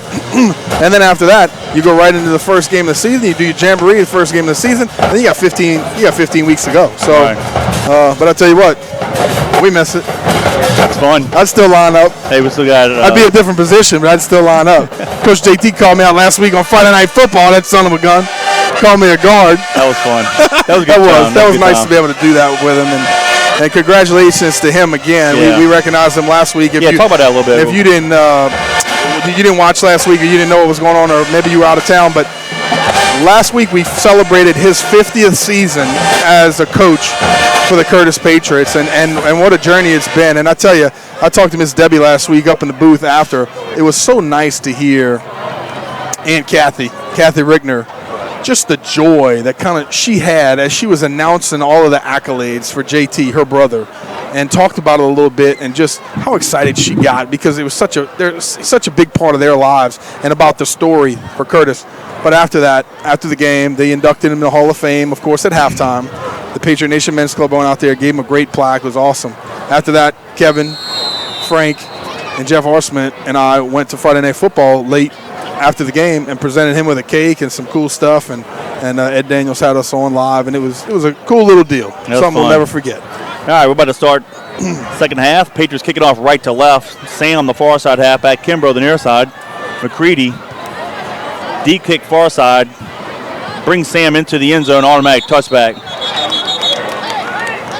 I'm telling you, this official, the white hat, every time that they catch it on the goal line, he's ringing it, and he's saying bring it out, and the official on the far side is saying it's a touchback. Oh, my boy. Hey. You don't know what's going on. It's all good. The guy, Sam, wants to return it, but you got to realize in high school you field in the end zone, it's automatic touchback. That's it. All right, so the Eagles will have the ball first and 10 of their own 20. They're going left to right. Ball is placed right in the middle of the field. And let's see if the defense can continue their outstanding performance from the first half. Twins to the left, twins to the right. Clayton will line up to the left of Lejean. Now to the right side of Lejean. He'll take the head off, goes to his left. Being forced outside, and he's going to gain somehow 3 yards. Danny, he just credit him. The Patriots defense strung him out, and he just kept fighting. He got whipped as he got depth in game 3. A guy that we haven't really seen is going to be checking into the game. Number 15, Levon Williams. He's a tight end, 6'3", 190 pounds. He checks in as a defensive end. Let's see what he could do out there. Nah, that's not Levon. He had hurt his knee. It could be somebody else. Yeah, you're right. Levon's out for the year. You're right. But I tell you what, he looks a lot like him. Somebody's wearing 15. That's why, but that's not Levon. He looks a lot like him. His measurables are close. Yep. But, yeah, you're right, Kevin. I forgot about that. Split trips near side. They're going to hand it off to Clayton up the middle, and he's going to have the first down and more. He's going to be tackled at the 34-yard line. But what's great, Kevin, is that we have guys. I was just going to talk about Zachariah Blake. He's out there starting the second half. Week 1, we didn't really see him at all because Josh Valentine and, of course, Angelo Anderson are playing defensive line. But it's great to have guys that can come in and show the depth of this defense, keep some fresh legs, especially like some Rapids we're playing here today from Warren Easton. They don't huddle up. They just line up, look to the side, get a play. Twins to the left, twins to the right. Lejean is now check it off. Clayton lines up to his left. Reed run pass out, throws a dart. He's intercepted! Yes, sir, go! Come on inside, he's 30. He might take it. He will. Donald Clay puts on the move with the 5. Touchdown! Woo! 35-yard pick 6 with 10:40 to go in the third. The Patriots increase their lead 16-6. The PAT pending. Great job, Donald. The senior steps up, makes a huge play. Biggest play of the game so far. He was right in the throwing lane of their quarterback. And I tell you what, I don't even know if the quarterback saw him, Kevin, but he didn't have to move. Throw it right to him. Donald did a good job of seeing that thing all the way to the tuck, getting it in the end zone, picking up a nice block around the 5-yard line, cutting back inside. Woo! Biggest play of the game. Great job, defense, once again. How about this? Second play of the ball game. We turn it over. They get a scoop and score for 6. And around there, fourth play of the second half, pick 6. We got it back, same end zone. Got it back. All right, McCready to line up for the PAT. Woo! Nice. Well, they answered my question. They actually elevated their performance. Yep. They actually helped our offense out and put some points on the board. Low snap, place, kick is up, and it is good. So with 10:40 to go in the third, the Patriots 17, the Eagles 6. Kevin, for that score by the defense, I want to say thank you once again to Moe's Pizza. John Curtis Christian School alum Jeff Arsmith, class of 1986, and his wife Lisa. Give them a call, 341-9650. They specialize in homemade hand-tossed pizzas, lasagna, meatballs, and spaghetti, and muffaladas. And let me tell you, so much more. Check out that sausage roll and wrap. They are rolling. 1112 Avenue H in West Wego, 341-9650, www.moespizzanola.com. Jeff R. Smith, Moe's Pizza, we appreciate your support of the Patriots. Yeah, I said 35. It's probably more 45-yard. I kind of lost a place where he picked it off. Let's give him a 45-yard. See, that's unofficial. Check the papers tomorrow. One of your buddies, Jay Meyer, checking in from work. Yeah, thank you, Jay. Class of 1976. Oh, okay, I didn't want to go there. I knew you'd know. 77. I know, 77. I'm making him older. Yeah. He was on that first state championship team, and also that was in 75, and Coach Rob's first group of Yogi Bears in 76, so he graduated in 77. There you go. Yep. The first team to win a state championship and the first team to lose one in 76. Which is also one of our first games at Tulane Stadium. Ken, I'm not sure, but one of the officials looked like he went down, and he was down on the bottom of the field in the end zone. And I think he pulled a hammy. And he's walking off, talking to one of maybe the trainers on the other side. Yeah, he might have pulled the quad or something because he looked like he was down stretching or for a while, and he's walking off. So might have a 4-man crew for the rest of the game. All right, here we go. Sam and Kimbrough are deep. McCready kicks it deep. 5-man crew. Into the end zone for touchback.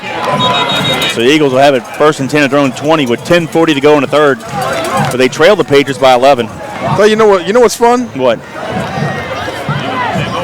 Defensive touchdowns. Well, yeah, of course. But you know how you win? Defensive touchdowns. Yeah. And you know what's awesome? Well, you don't have to play for much more than 2 snaps to get a defensive touchdown. And so as a defender, you want to go back out there and lick your chops and go for another one. You know? Well, they're going to give Clay a break here. Blood in the water. Yep. Wilcox comes in for Clay. Twins to the left, twins to the right. Lejean hands it off to the big boy. Big E stopped him for a loss. Nice job, defense, Big E. Lost at 3. He shot the gap, tackling for a 3-yard loss. I wonder how Big E's party was last Saturday. I bet it was popping. Off the hook. Oh, I bet. That's Big E production. After they say a loss of 1, they spotted it back at the 19. I think that was a bad spot. They're going to flip the 2 receivers over the top of the field, so they have trips to the left, single receiver near side. Clayton will line up to the right of Lejean. 10 minutes to go in the third.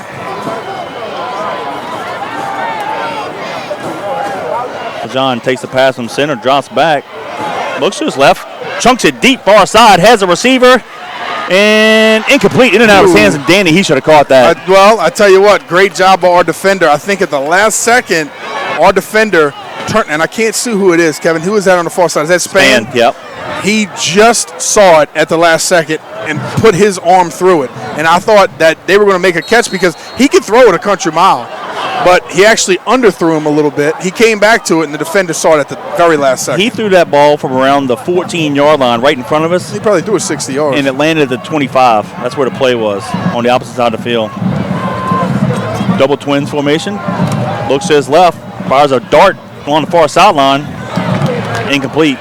Caught it out of bounds. Third down and 11. 9:40 to go in the third. Tell you what, he could spin it, man. Oh, let me tell you something. That was third down. It's fourth down. My boy, he can roll, dude. I'm telling you, so he can spin that sucker. All right, Ren's going to be the near side halfback. Span's going to be the far side halfback.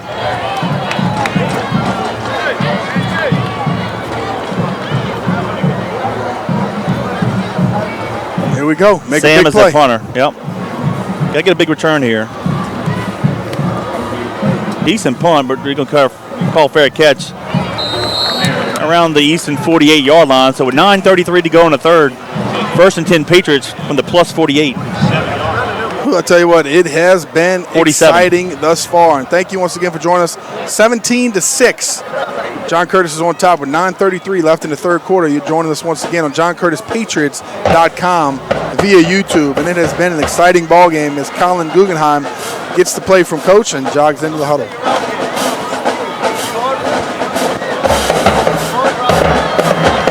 Be nice to put another 6 on the board here from the offense. Ball's marked for play. Looks like Wren and Smith are the halfback. Send the receiver Davis in motion far side. Will come near side. Hands it off. And, ooh, what a hit by He got Sam. smacked. Wren was about to put the move on. I was about to get excited. And he just got flattened at the 42. I tell you what, Kevin, it almost looked like he was trying to put his foot in the ground to move, And then after that, he just got smothered. He couldn't do anything. Gain of 5, though. Yep. Well, he's so darn fast. You know, if the safety gets him, he's going to get at least 5 yards. 9 minutes to go in the third. We'll send Williams in motion all the way to the far side. Come the option near side again. Guggenheim keeps it, fights hard to the 40. Gain of 2. Should be a third down and a 3. Not sure if it was a pull read or a give read or whatever, but Colin did a good job of fighting hard. I tell you what, if he could have just pulled it and kicked it early, they had nobody in the bottom side of the field. We had a lot of green space. That's easier said than done. Trust me, been there, done that. Yep. We'll keep the ball in the middle of the field. We'll go 2 tight ends. We'll have a split out near side. That's going to be Taylor. Guggenheim checking off the line of scrimmage. 8:20 and counting. Third period. Will come near side. Guggenheim keeps it, falls forward. Should have the first down. I think he got it to the 36-yard line. Kevin. Going to be close. Yep. Should have it by yard. Yep. 8:12. Clock stops momentarily. Move the sticks. Now they blow it. And they'll keep the ball in the middle of the field.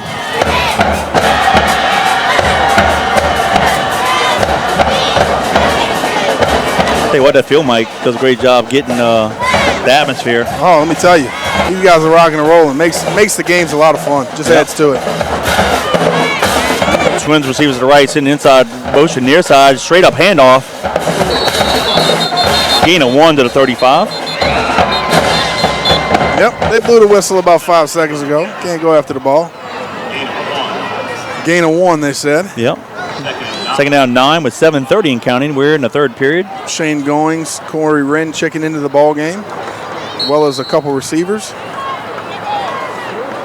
And for those of you who don't know, that's usually what happens. Coach JT or Jeff gives a receiver, a tight end, or a running back the play, and they run it into the huddle and give it to Colin. It's like Goings and Wren are the halfbacks. Whirlybird counter option near side. Wren takes the pitch. He's to the 30, 25. Puts the move to the 20, 15, and down at the 11-yard line. Great job. Good execution, Kevin. They got marked at 12. They shorted him a yard, but it should be the 11, but he marked at 12. But nonetheless, 1st and 10. Good execution. Ran the counter option to the short side of the field. To the short side of the field. Yep. Colin did a good job of stringing it out, just kind of getting to the end guy on the line of scrimmage. Waited till the last second, kicked it out, and of course with Corey's speed, he's able to get the edge and get some nice positive yardage. Yep, should have been at 11 to make it the 12, but no, it's all right. We can gain 12. 6:15 and counting to keep the ball in the near hash mark. Crum and Wren on the halfbacks. Crum near side, Wren far side. We'll go to the right. Guggenheim keeps it. He's to the 10. He's to the 5. He's going to score! Touchdown. 6:35 to go in the quarter. The Patriots increase their lead 23-6 with the PAT pending. I'll tell you what, great job on the pull. Nice duck step, getting that thing vertical. And the defense, honestly, Kevin, after the initial mesh point, didn't touch him at all. So a great job of the offense running the plays and continuing to be effective. Great job by them just getting better as the game is going on. Like I said, it takes a little while to figure the defense out. It seems as though they figured them out. Great job by the offense. Patriots line up for the PAT.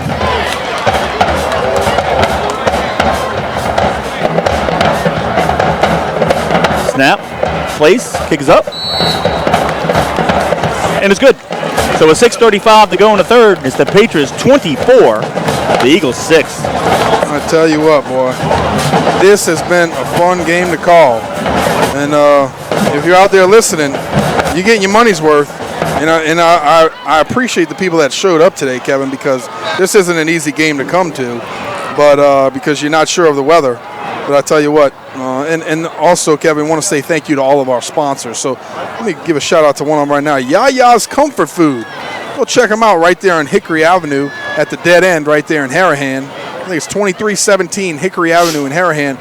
Give Connor a call for your special item or catering event. He's going to cater my dad's 80th birthday this year, next month. So nobody else, we'd rather do it.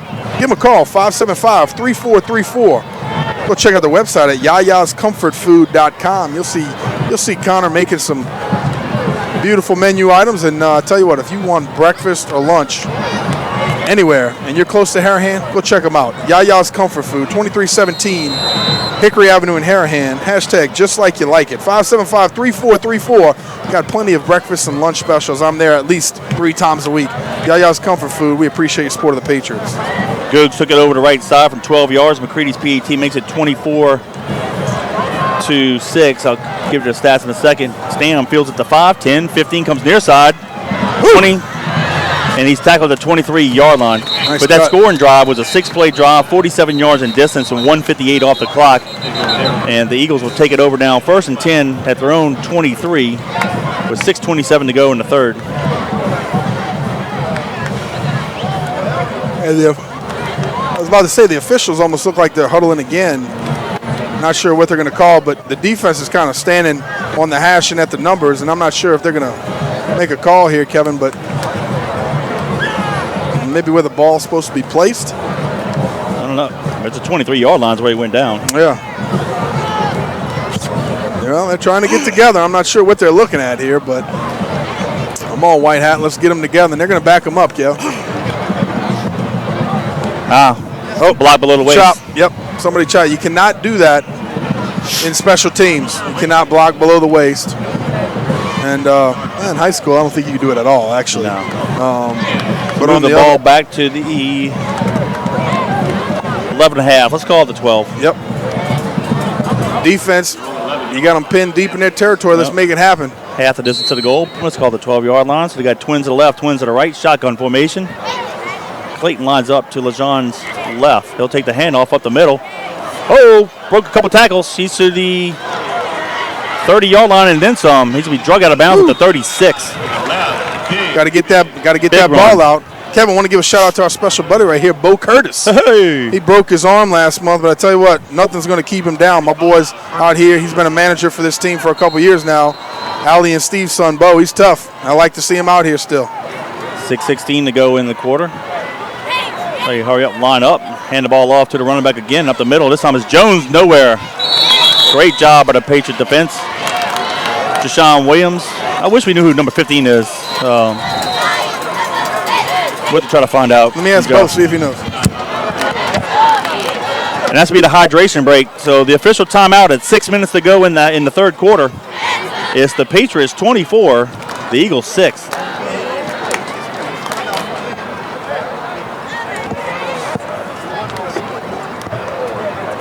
Might be one of those little situations where Donald Clay wore Marquise Albert's number for a while last year. Well, I sent Bo on a special mission, so he's going to let me know. All right, at the hydration break here, 2.5 quarters have gone by. Patriots lead by 18. Your assessment of the ball game so far, all around? Well, I think we're getting better as the game's going on. I think, sometimes emotionally in a ball game, you could let it kind of get to you. And, when it's the game of the week and it's a Thursday night and it's a little bit different or it rained before, sometimes you just need to take a deep breath and play within yourself. Do what your coach do. Let it come to you. And as the game has gone on, we've let the game come to us a little bit. We've done what we've been coached to do, and I think we've gotten better as the clock has worn on. I agree. All right, they blow the whistle. It's 5:55 in counting, so we got twins to the left, twins to the right. They'll stay in that shotgun. LeJean takes the pass from center. He keeps it, goes to his left, has a little bit of room, and needs to be forced out of bounds around the 37-yard line. Kevin, that's Joshua Valentine wearing number 15. Okay. But I thought I saw him earlier in the game wearing 58. Maybe because his jersey got torn. Maybe it got torn or maybe it got a little wet. I know a lot of times we used to put on a clean jersey at halftime and then come out here for a kid that really didn't play or something. But 15 is obviously high and dry. We did do this for a while, especially on road trips, brought 2 pants. And if we played in the rain, which is a few times, at halftime we would put the dry pants on because, as you know, the pants get heavy with all that water. So at halftime, we'd take our old pants off and repad them, put the new pants, and you have fresher legs for the second half. That's right. That's possible. Yeah, thank you, Bo, for that. Well, if you remember, the first game you and I called together, that semifinal game in 09, the night it sleeted and snowed around. Remember that game? It was cold. Yeah. And the Patriots and I wore a short-sleeve shirt. But the Patriots wore red jerseys in the first half, but it was raining. That's right. And at halftime, Coach Rob wore the blue, and they switched and wore the blue at halftime. Good idea. Good idea. And again, Kevin, not sure what we're waiting on here. I don't know. The officials are actually They actually shorted him. He should have been at the 36. They got the ball at the 31. Was there a flag we didn't see? I don't think so. Hey, we'll take a 3rd and 9 then. Ball at the 31. 5:43 to go in the 3rd. LeJean takes the pass from center, steps up in the pocket. Has a lot of time. Fires a bullet over the middle. And, knocked away last minute by Thomas, and he's hurt. Dante Thomas is hurt. Landed awkwardly on his leg. And he's holding his knee. Darn it. Yikes. Hate to see that. Great play by him, Kevin. Elevated himself. I didn't think he could get up that high. Made a great play on the ball, and a lot of times when you have to force yourself to go up and get something, you come down on your knee or your ankle or something funny and funky. And, he looks like he's in pain. So that's all right, injury timeout with 5:36 to go. This will be 4th down and long. But more importantly, Thomas, who's done a great job, the cornerback for us this year. He's a 5'10", 180-pound junior. And I do want to mention this. His brother, passed away this summer. Was the basketball player that died in his sleep. I didn't really get the official word what happened, but basically he passed away in his sleep. So I'm sure he's been playing for his brother all year long, and actually has done a great job this year. Yep. And it looks like he's up, Kevin. That's good news. Can he walk off with his own power? Let's see. Doesn't look like he could put much weight. No, he's done for the night. On his right leg. Looks like it's his right leg. Actually, it's his right leg. But we have the training staff out there, and these guys are going to give him the diagnosis. And the Dr. Suri out there? Dr. Suri's out there in scrubs and give him the diagnosis and see what we got to do. But hopefully, Kevin, he's okay. And it looks like he's kind of walking it off now. So that's good news. But, hey, besides that, if he is okay, that was a great play anyway. It might have just been a hyperextension because the way he landed kind of awkwardly. You land funky sometimes like that. You never know. But a great play by him, and he's going to force the punt. All right, Wren's going to be the far side halfback, Span the near side halfback. Sam will kick it. High snap, a little rugby style. Decent kick. Wren let it roll, and they're going to have a nice little roll back to around the 30-yard line. That's where they're going to down it. That's okay. That's one of those funky ones where, you got to play the ball. Don't let the ball play you. But, that's a better decision to just let that thing roll because sometimes it can take a funky hop, bounce into your knees, and Warren Easton gets the ball. So good job, good decision, just letting that thing go, and the offense is going to have some room to work here. Yep, 5:24 to go in the 3rd. 1st and 10, Patriots from their own 30. Patriots going right to left. And we started off slow the first quarter, but you know what? Credit the defense for keeping us in the game. Their offense. Yep, they always have. Hasn't really gotten. Have they gotten past our 30 offensively? I don't think so. No. We'll do the option near side. Gooch hands it off. Late flag. Holding on the Patriots.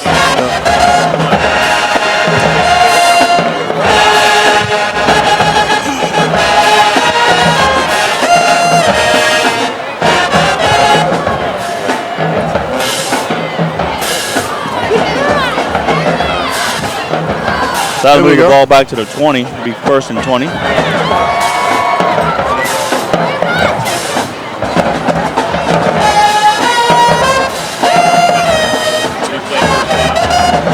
Yep. And here we go. You got to hand it to the offensive line too, Kevin. We don't talk about those guys much, but really all season long they've done a good job. You talk about sustaining drives, keeping the quarterback healthy. They've done a good job also. Yep. Do a little inside dive. And running hard. Here we go. Wren, and he's going to get it near the 40-yard line. Nice run. I almost thought he was down, Kevin. 36. Came squirting out of there. Nice positive gain for the Patriots. That's good. Now it's going to be a 2nd and 4. We needed 18. There was a spot foul. The ball to the 22. So he got it from the 22 to the 36. Nice run there by Wren. And that's one good thing in recent years. We've had some smaller running backs. They can hide behind them. Hide behind those guys, but they're explosive. So when they get out in the open, all of a sudden, shoo. 4:25 and counting. Ball in the middle of the field. We'll send the near side receiver motion far side. We'll come near side. Guggenheim straight up handoff. Short gain, maybe one. Yeah, we're probably short by a couple yards here. Yep, to the 37. Be 3rd down and 3. 4:08 and counting in the 3rd period. The Patriots lead it 24-6. We're going to check another tight end of the ball game. It looks like we're going to go for it here. Well, yeah, it's third down. Oh, excuse me. I'm sorry. Yeah, we're not in Canada. I'm thinking fourth. My man. I didn't think the field was that big. That must have been hard to get used to, huh? I didn't like it. I didn't like it. All right, 2 tight ends split near side. That's going to be Taylor. Will come near side. Googs keeps it, and he's going to have the first down and more. Go. He's to the 40. He's to the 30. He's gone. It's a track meet. They're going to try to run him down. They're not going to do it.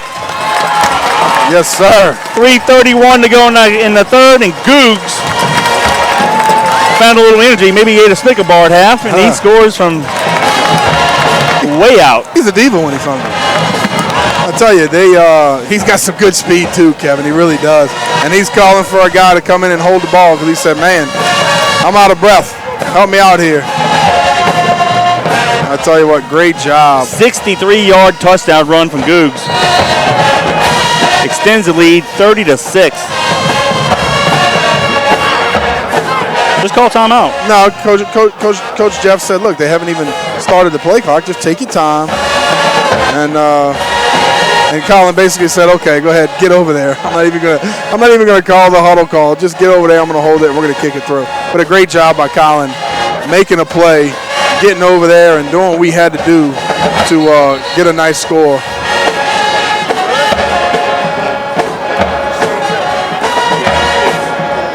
Awesome job, Kevin. It's exactly what we needed. Technically, exactly what we needed to get the job done. I'll say that you do the ads. Let's do the PAT first here. Yeah.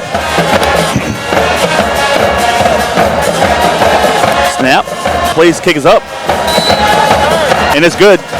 So with 3:31 to go in the third, the Patriots extend the lead 31-6. More points for Prep Fan Sports.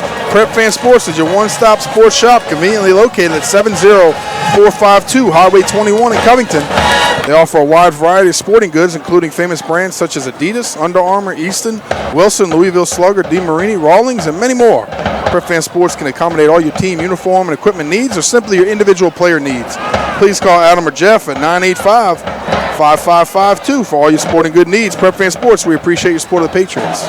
Danny, that was a 4-play drive, went 70 yards in distance, technically 78 with that holding call, backed him up a little bit. Took 1:53 off the clock. Guggenheim from 67 yards out. The PET by McCready makes it 31, Patriots 6, Eagles. Whew. Well, I tell you, it has been exciting. It ain't over, though. And we knew it was going to be exciting coming into tonight's game. This is just kind of what we thought it was going to be. And even though they haven't scored much, well, they haven't at all. Offensively, they haven't scored at all.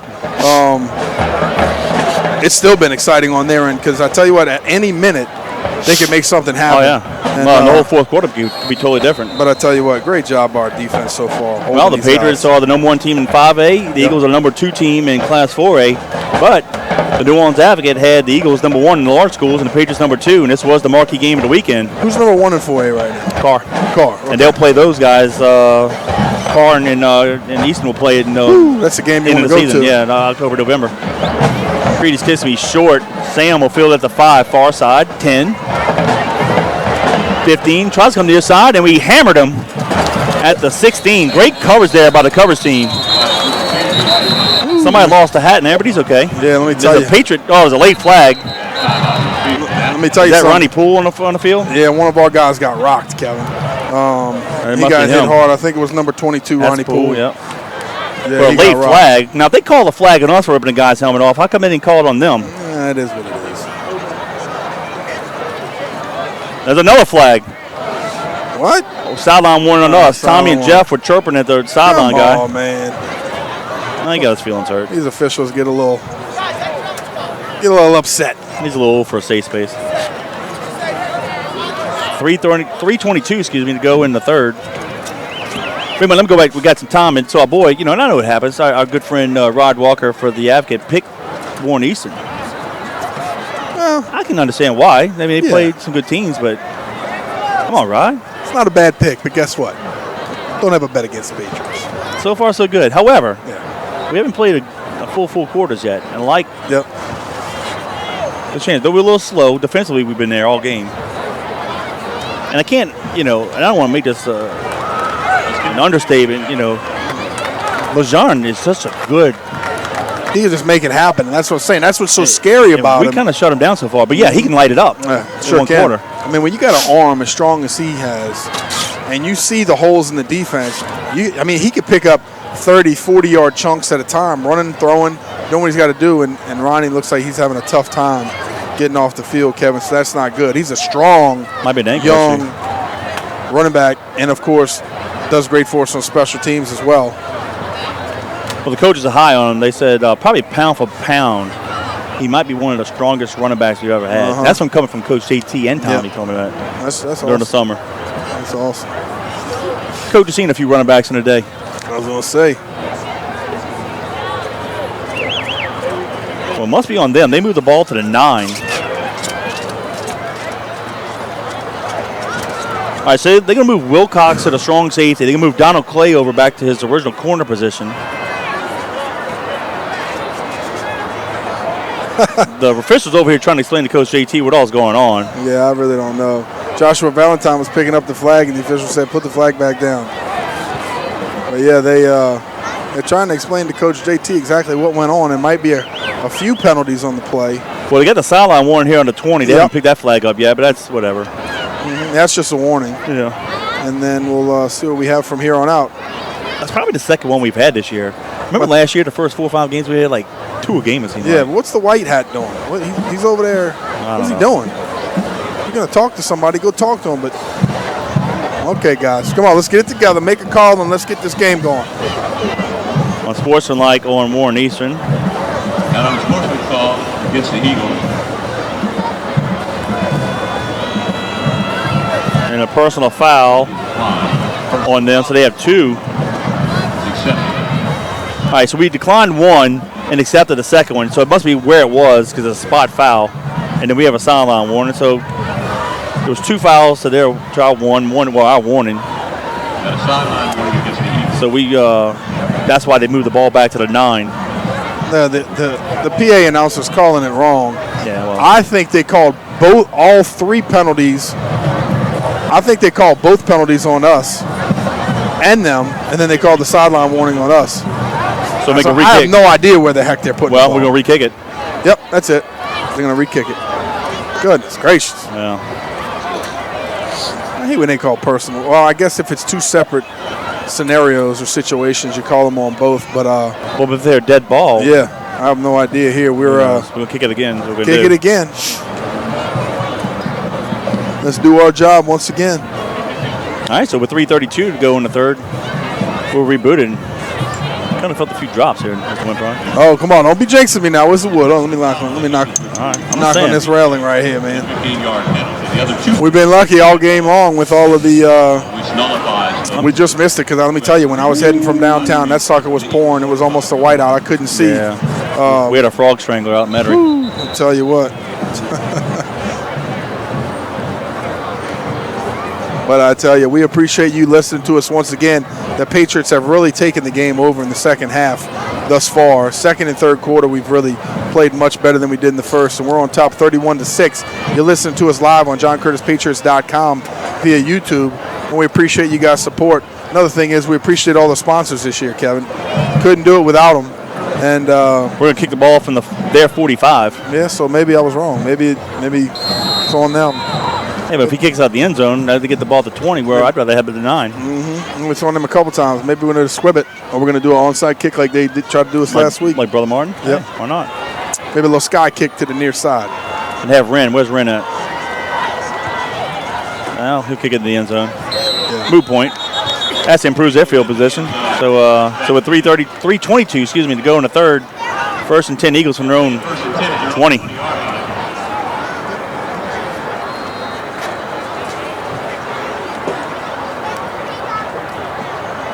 Well, who knows? I'm trying to figure out here if they wanted Austin to do something different. But I guess not. Maybe just kick it through the end zone. Okay. Just check and see what the coaches are saying. They're going to get the ball on the 20-yard line with 3:22 left here in the third quarter. Come on, official. Get the ball and let's go. All right, here we go. 1st and 10 Eagles. They're going left to right. Been the longest 5 minutes with no time coming off the clock. Twins to the left, twins to the right. Send him receiver in motion near side. They're going to sling it out to the receiver, a little slot back. And Angelo would have had a horse collar tackle. He decided not to grab him, and the guy gets Valentine, excuse me, and he gained another 25 yards. Well, that's what I was going to say, because earlier in the season, he had 2 horse collar penalties that we didn't think were horse collars. He didn't grab up by the back of the horse collar. He actually grabbed the back of the jersey, and the officials called it a horse collar, which I totally disagree with that rule. What if you could run? What if you're fast and you run up a guy's back and you have to make a game-saving tackle? You can't grab the back of his jersey. So Valentine almost looked like he pulled up there. Yeah, gain of 30 to midfield. They're going to throw it far side, wide open in the flat. Same guy, and he gets shoved out of bounds after a decent gain. That's number 17, Boyd. And just like that, they go from their 20 to they can do 48. So it's only actually. No, the scoreboard's wrong. 43. There you go. They corrected it. 2nd and 3. Everybody from them moves except for the center. Yep. Everybody. He just didn't snap it. I almost thought it was a trick play, like the fumble Ruski, where everybody takes off and there's a guy standing behind the center that I didn't see, because everybody's run that play and seen it before, where the whole team takes off and the guy just sits there crouched down. I really thought that's what it was, but you're right. The center just didn't move. So he snapped the ball. He snapped the ball before the quarterback wanted it one time, and then he didn't snap it when he did. Oh, goodness. All right, twins to the left, twins to the right. They'll stay in the shotgun. LeJean takes a pass from center, steps up in the pocket, getting flushed out. And Valentine got him first, and Barfield polishes him off. And he got it back to the 43-yard line. I just felt a couple drops, too. You son of a, come on now. That's all right. Robbie's down there under his tent with holes in it, so we're good. We're not going to melt.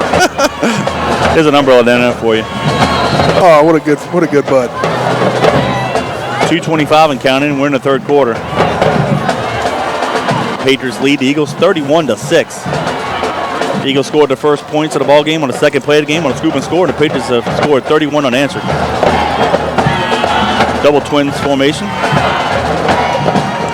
LeJean, being flushed to his right, has a lot of running room. He's going to get a first down and more. He's carrying the ball like a loaf of bread. Yep.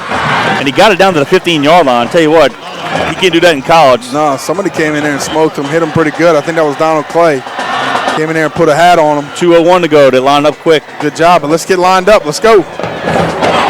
Don't let him snap the ball. That's what he did against us last year. Get off the field. Here we go. Takes the pass from center, looks near side, throws over the middle of the field, caught! And he's going to be tackled at the 1. Tell you what, great job by Lance, their quarterback. He looked left, got the safety to move left from in the middle of the field, and then threw back up the right hash mark with a great touch pass. 1st and goal from the 1. 1:50 to go in the 3rd. They're going to give it to Carter, or to Clayton up the middle. Got it. Woo. They're scary. So a 1:44 to go in the 3rd. The Eagles get their first offensive points of the ball game. I was just about to say the same thing, Kevin. You got to hand it to the defense. A team like this, they just scored their first touchdown with a minute 44 left in the 3rd quarter. So great job by the defense, but guess what? That's all I'm going to give them. It's the only time we can let them score, because we don't want to make this thing more interesting than it has been. But good job by the defense. They're going to go for 2. Yep. They don't do a good job kicking. LeJean looks near side, being flushed, and he's going to run to the left and flicks it in the end zone. Got it. Brett Favre. And there's a late flag. It really does. That was definitely like Brett Favre. He just kind of backhand pitched. He just flipped it up. I can't see who the receiver was, but nonetheless, 8 points. So it's going to be 31-14 with 1:44 to go in the 3rd. This dude could make it happen. And I tell you what, you got to have pretty darn big hands to be able to hold the ball like he has this drive, running the ball like a loaf of bread, and then just taking that thing and just flicking it up like that. He probably threw it 15 yards, basically backhand and underhand. Great job by him. Boy, he's an athlete. He can make it happen. Let's see what they call here, Kevin. I have no idea. But, Kev, for that score, Warren Easton want to say thank you once again. What'd they call? You see it? Unsportsmanlike. Dead ball on sportsmanlike. And they called it on them too? I don't see it. So that scoring drive, I want to say thank you once again to Kel Kopecki. Kel's an alumni of John Curtis as well, with Exit Realty NOLA Premier. They're a full-service brokerage firm, residential, commercial, and leasing. They have cutting-edge tech to help buyers and sellers. We offer retirement and beneficiary benefits for all of our agents. I want to say thank you to Kel Kopecki. He is the broker owner of Exit Realty NOLA Premier, 2200 Veterans Boulevard, Suite 206 in Kenner. Or give him a call at 298-3948, www.exitrealtynola.com, 298-3948. Kel Kopecki with Exit Realty NOLA Premier. We appreciate your support of the Patriots. 1:44 to go in the third. The Eagles had a 80-yard drive, scored a touchdown from 1 yard out, Clayton, and they had a 2-point conversion try successful. It's now Patriots 31, Eagles 14, but plenty of time left to go. That penalty, though, dead ball, will force the Eagles to kick it off at 45, so we're going to watch for an onside kick possibly. Goins will go back deep for us. And I noticed Coach JT had Donald Clay and the referees talking, so I don't know what was going on. Maybe he made him apologize, but I don't know what was said. But maybe so. Who knows? But yeah, now they're going to kick it off from our 45. Woo! That's how big that penalty is. Yep. Let's see. They'll kick it deep in the end zone, so whatever. So with 1:44 to go in the third, the Patriots will have it 1st and 10 from their own 20. 10 on their own 20. And here we go, offense once again. Got to get the job done, get some more points on the board. And they are within 17 points of tying it up. But our offense is going to go back to work here again. I wouldn't have thought that this would have happened if you'd have told me that the first point scored by Easton's offense would be at the 1:44 mark of the third quarter. I'm like, hey, I'll take that all day long, but yeah, I doubt it. No. So that's a pleasant surprise. Yep. All right, Twins to the right. Patriots still going right to left. That'll be changed in a minute and 44. Send an inside receiver in motion. Will come near side. I believe Goog kept it. Can't tell from here, but almost looked like he gave it, Kevin, and then he kind of pulled the running back with him. But no, it looks like he gave the official the ball before he got up. Yeah, you're right. No gain, 2nd and 10. I'm in the 25 and counting. And I tell you, it's still a good-looking crowd out here tonight, Kevin, for people, not as many people, you know, maybe wanting to show up to the game because of the rain and maybe raining throughout the ball game. But I tell you, appreciate these people that came out here and watching it in live action. Plays the ball in the left hash mark. Counter option, top of the field. Googs kept it. Maybe a yard. We'll see. Danny, looked like if he could have pitched it, I think Wren had that whole sideline. I don't know if he did pitch it. It almost looked like he gave it to. We can't tell because it's on the far end of the field from us. Again, we're at the backside Warren Easton 13-yard line. I think he might have given it to Makai Smith. All right, no gain. So it's 3rd and 10. 35 seconds. This will be the last play of the third.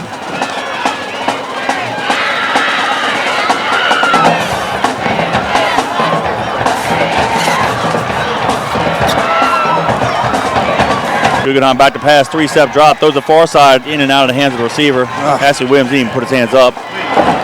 And it'll be 4th and 10 with 16 seconds to go in the third. I think we were just running like a little short hitch route out there. Did a good job last week, scoring a couple times on some nice short passes. Taylor, yeah. Yeah, and Taylor just turned it up and outside. Made a nice play to get a 6. But tonight, not going to be as easy. I don't like the way we're going into the third quarter like that. We let them have a long drive. Right. And if we go 3 and out. You just put the pressure back on the defense. And that's not the way we want to play going into the fourth here. They're just too good to shut down. I mean, they're averaging 37.2 against quality opponents. 2 that we've already played, Brother Martin and Landry Walker, and then Jesuit, who we play next week. And if you know, Jesuit pulled the upset last week and beat St. Aug. St. Aug, yep. McCready's at his 5.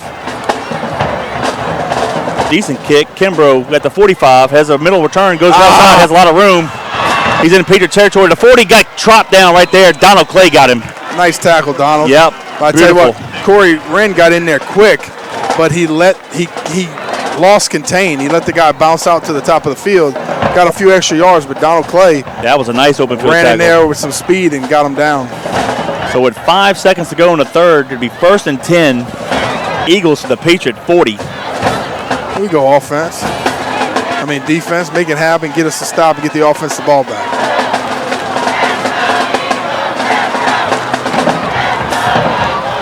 All right, split trips to the left. Sam is a running back, kind of feeling, and we jumped off sides. How do you do that? Goodness. Dead ball offside. So now it's 1st and 5. Eagles will play a 1st and 5. At the 35.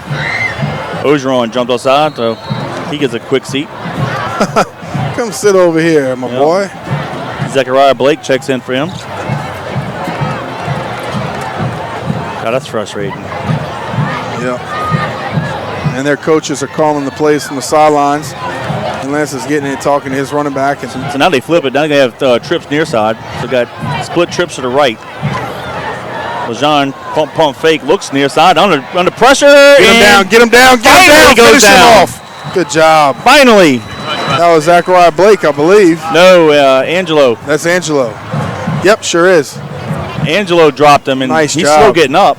I was about to say, Kevin, he fell on his foot or something. You got to wrap him up and get him down. Honestly, at first I really didn't think we were going to be able to get him. Angelo did a good job of just wrapping him up and bringing him all the way to the turf. That's the end of 3. We go to the 4th quarter. The John Curtis Christian Patriots 31, the Warren Easton Eagles 14. For that 3rd quarter of action, I want to say thank you to Nations Lending. Whether buying a new home or refinancing, Mark Bowen and Nations Lending can help you. Nations Lending offers FHA, VA, and USDA loans and can even help those with 580 credit score and above. Mark is a graduate, class of 1998, and has over 15 years of mortgage lending experience and is a proud supporter of the John Curtis Patriots. He can be reached at 225-573-8688, 225-573-8688, and the NMLS number is 587641. Nations Lending Corporation is an equal opportunity lender, and we appreciate Mark and all you do for the Patriots. We'll make it 2nd down 15, Danny, as we start the 4th quarter. The ball is placed at the 40, so a 5-yard sack by Angelo Anderson. Now the Eagles are going right to left. Let's see if the Patriots defense can hold them. Come on now. We can see him a little better now, Kevin. Yep. All right, here we go. Trips near side, split out far wide right. See that real fast. Tongue-tied. Jean takes the pass from center. He's going to chunk it deep far side. Has a guy. Man-on-man coverage. Incomplete. Great job there. Nice job. Nice coverage there. Who's that? Let me get his number. 28. Yep, 28. By number 28, Jordan Stipe. DB, sophomore, 5'11", 155 pounds. I'm sorry, that's Jordan is the brother that passed away. I'm sorry, I misspoke. I said Thomas. Who's so Jordan's brother passed away, so I'm sorry. Gotcha. My bad. There you go. Well, good. Glad he's in the game making plays. The Thomas family, if I misspoke there. 3rd down and long. 10 to be exact.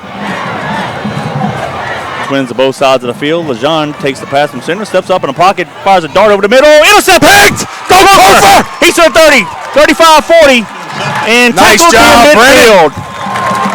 Nice job, defense. So with 11:40 to go in the ball game, the Patriots have it 1st and 10 at around 48. There's a late flag. Now I think that's on their big tackle. He might have said something or hit something. I don't have no idea. I just saw the official as the tackle. I saw a late flag. Throw it late, but great job, defense once again. Again, Brenton Clofer, big senior leader, free safety, comes up with the big pick. Playing center field, the ball, it was a beautiful pass. It was just a little too high, and Clofer just caught it and took it back. Like I said earlier, Kevin, it just doesn't look like he's finishing on top of his throws. The ball's kind of sailing on him a little bit. Got to get that elbow up, let that thing rock out front. But I'm not sure what they're going to call here. We knew coming into the ball game that the Patriots defense was going to be pretty salty. If this game stays like it is, or we should score a few more points and hold them to 14, let's say 20, they'll still be 17 points below their average. That's still Kevin, pretty impressive. I mean, look, I'll put it to you this way. We've got a lot of guys this year that have stepped up and are playing better ball, okay? We have a lot of depth defensively, you know. cornerback gets hurt, goes out, Stipe steps in. You need another defensive end, Zachariah Blake's in there. Angelo Anderson in the game. Barfield's playing his butt off this season. Yeah. Matthew James in there. Linus Noel. You got guys. I mean, we have some depth this year, and everybody that's in there has a lot of ability. They called it on us, so they moved it back to the 35-yard line. I think we set a school record for 50-yard penalties this year, which is atrocious. But anyway, give it to Smith up the middle, and he pretty much gets all that penalty yards back. He's in midfield and crosses over to the good push 49 of Warren Easton. Good push, and so Shane Goings and Chauncey Crum are going to check into the ball game and running back. Nice. Good job by these guys. I want to see Chauncey get the ball in his hands a little bit more, Kevin. Well, we've always had, calls that really weren't against us through the years. But I'll just say this, and I haven't said this since the first year, but it's kind of reared its ugly head in recent games. We're the new St. Aug of the Catholic League. And we're going to get some calls that really aren't there, them phantom calls. And there's going to be a flag here and there. And I hate to say it that way, but that's just the reality. I understand what you're saying. It's the reality. I read between the lines. 1st and 10 from the 49 of the Eagles will go to the left. Guggenheim keeps it. And he fights hard to the 45-yard line, gain of 4. But this also isn't a Catholic League game, and I have no idea what they called, but he definitely threw it late. There isn't one call that they called on time tonight, that's for sure. Doesn't seem like it. So, but I tell you what, as long as the offense keeps moving the ball, who cares? Get the ball in the end zone one more time. Hey, I don't want to jinx ourselves with 10:40 to go in the ball game. Since the sloppy fumbles of Shreveport, we've been pretty good the last few weeks. Yeah, we held on to the ball pretty nicely. 2nd down, 6. Guggenheim calls the middle quarterback keeper, has the 1st down. He got it to the. Pick up 8. 1st down, Patriots. Let's see where they spot it. I tell you what, I don't. 36. I like Colin taking it upon himself to get a 1st down and doing what he has to do, but it almost makes me nervous when he carries the ball late in the game. When we're playing well, I just don't want to have him get hit when you don't really need it. That's how I got hurt my senior year. 4th quarter, I'm quarterback sneaking like an idiot. 10 minutes to go in the ball game. No, keep it in the middle of the field. But you're not an idiot, Colin. We'll give it to Smith over to center. Short gain. He got pummeled. Whatever, running back to the 34, gain of 2.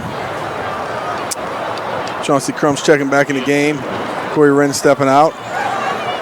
9:40 and counting. Patriots lead at 31-14. You're listening to us live on JohnCurtisPatriots.com via YouTube, and we appreciate your support all year. When you can get to these games, please do, but because of tonight's weather, I understand a lot of people did not come. But like I said before, Kevin, we got a lot of people in the stands for a Curtis game for us. Yeah. I think a lot of people showed up in support, so we appreciate that. I agree. We'll go near side. Smith takes the handoff, breaks a few tackles. He's dragging Eagles, late flag, and he's down to the 20. Let's see what the flag is. Personal foul, face mask. I'll also say it like this, okay? All right. Even if you're not for us or for Warren Easton, but we've said this in the past 8 years, if you're just a football fan and you want to watch good high school football, you got to get your butt to games like this because it doesn't get much better than this, especially on a Thursday night. Right. We're playing a crazy day, but this is good Louisiana high school football. It doesn't get much better than this. And, of course, they got athletes all over the field. There's an injured Eagle on the field, so we'll take an injury timeout. 9:09 to go in the ball game. The Patriots lead the Eagles 31-14. Glenn Tapman checking in. He said, I remember that Abbeville game. You played state championship on 1 foot. I remember that because I was running the quarterback sneaks with 5 minutes left in the game. But I tell you, that was the good old days, man. That was a lot of fun. But the Patriots are doing well tonight. 31-14, and the offense is driving. Going to go back in there and score one more time, I hope, so we can all take a deep breath and get out of this one. All right, they moved the ball to the 10-yard line. That's how big that penalty was. Or is it 11? Let's see. I can't tell. It's on the far side of the field.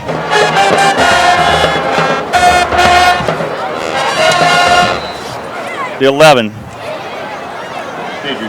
So 1st and 10, Patriots from the Eagle 11. Twins to the left. Ball on the near side hash mark. We'll go to the left. Crum takes the handoff. He fights hard inside the 5. Let's call it a 2. Tell you what, he put his head down and just kind of bulled forward, Kevin. Gain of 9. 8:44 and counting. Nice positive gain right there. Yeah, he's a beast. I mean, Chauncey's, like I said, he's that guy that I really want to see him get his hands on the ball a lot more because, and you said it a couple weeks ago. A little knee injury. Yeah. Well, as a lead blocker, yeah, too. yeah, oh yeah. Can you imagine on a 45 power or a 16 where he's able to come in and kick a guy out or block him down, whatever? But you know, he's just a freak. Yep. Twins to the left. We'll go to left. Chrome got the handoff. I don't think he got in. Let's see if he got to the one. We can get a first down. Yeah, almost looked like he tried to like dive forward and didn't keep his feet underneath him. But good job. I want to see him get that ball. It is a first down to goal at the goal line. Whew, I like our chances then. Yep. So first and goal from the 1. 8:09 to go in the ball game. What do you think? 4 down territory? I had to think of that for a half second. Just kidding. Here we go. All right, 2 tight ends will have a split near side. See if Googs might take it. He has a hole to the left. He wants it. He can take it. We'll go to the right. Smith will walk in the end zone. All right. Easy one. And we know Colin could have taken it, but a good job of him giving the running backs a little bone. I think he's already got 3 touchdowns on the night, so good job spreading the wealth around and getting his running back a score. And I tell you what, great night so far for the Patriots, Kevin. Couldn't be happier for those guys. Yep, it's now 37-14 PAT Pending. Go ahead, Danny, with the ad. I want to say thank you to our family's company once again, River Parish Disposal. Our family's company has been picking up your commercial garbage in the greater New Orleans area for almost 40 years now. Give me a call at the office. Talk about all your commercial garbage needs. 738-7700. Like we've always said, our business stinks, but it's picking up.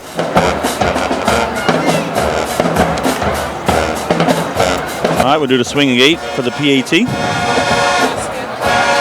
Stay with us after the ball game. We'll have a scoring recap, and we'll set up next week's game against the Blue Jays. Snap, place, kick is up. And it's good. So with 7:42 to go in the ball game, the Patriots 38, the Eagles 14. Danny, that was a 7-play drive, 65 yards in distance, 3:58 off the clock. Smith with the 1-yard touchdown, McCready's PAT, and that might have salted it. Kevin, I want to give a shout out to one more of our sponsors, Yaya's Comfort Food. Give him a shout out. I got a little Bo Curtis right here. Give me the thumbs up. Give him a call for your next catering order, 575-3434. Go check them out, 2317 Hickory Avenue at the dead end right there in Harahan. YayasComfortFood.com. Or give them a call. And like I said, they have plenty of breakfast and lunch specials daily. Go check them out on the weekends. They have all types of different breakfast items that you've never had before that I promise you you're going to be really, really good. Yaya's Comfort Food.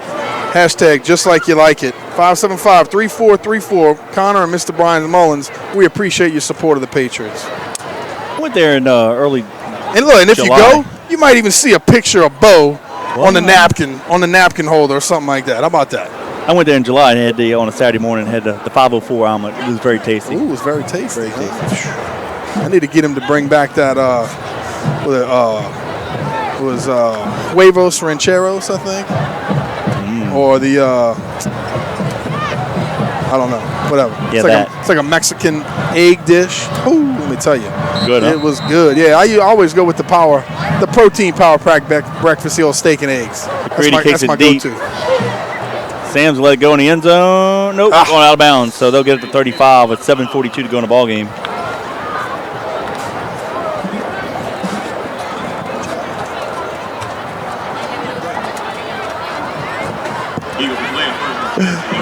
Both said steak and eggs is my favorite. Steak and eggs, huh? Attaboy. Wait, Mama doesn't make you that at home, boy? Come on. Oh, man. Oh, Kevin. Hey. What's your assessment so far, my brother? 7:42 left. Well, I like it. I mean, it may not say the true 4-quarter dominance, but defensively, yes, they've been dominant. Sluggish in the first quarter, but the defense held us in there. I mean, again, they get the offensive points until the 144 to third. I mean, so far, so good. I like it. Yep. Especially when we get back into district play next week. And we'll talk about that after the ball game. Twins near side. They'll send a motion receiver. Lejeun's going to run to his right, kind of slings it to that receiver. No, maybe a 1 yard gain. Yeah, he kind of slips underneath the tackle of Dominic Brown and a short gain. Good job. I tell you what, Lejeune, he does a good job of just kind of almost like Michael Vick. He can just kind of flick the ball out there. He doesn't have to take a big wind up when he knows it's a quick throw. He can just flick the ball, and that sucker comes out like a bullet. 7-18 in counting. The Twins receivers to the left, Twins to the right. Jones is the running back. He'll stand to the left of Lejeune. And he'll take the ball, Jones will, and he'll have the first down. He's going to get shoved out of bounds around the 42-yard line. He tackled him inside. 6:53 in counting. Continue to keep that clock running. So we go back to Tulane next week against Jesuit, and the following week, Saturday, against St. Aug. So we're going to be in the air conditioner the next 2 weeks. There's nothing wrong with that. No. After being out here. Hey, on Saturday, that might be a 2 o'clock game while we're on the 13th. There you go. That'll be hot. Yeah. Hopefully that October stuff gets there quick. Hopefully. They hand it off to the running back again. He goes off the right side. And he's fighting hard near midfield. They're going to tackle him at the 48-yard line. Kevin, Robbie, let me know. Our premier pregame sponsors are giving us a shout-out. Walton, Baton Rouge, and Bill in Singapore following the game. What? Bill's in Singapore? It says in Singapore following the game. That could be an iPhone typo, but I don't know, brother. That's another far one. It's another far one. Might be out there for work. Who knows? Wow. Well, we haven't had Southeast Asia before, so put it on the books. How about it? Twins to left and right. Throws a bullet over the middle, incomplete. Whoa, I'll tell you what, he almost had it. If he doesn't trim his nails last night, he catches it. Seriously. He's a big receiver coming over. That tight end? Yeah, I think so. Ooh, he's a big looking Number receiver. 88.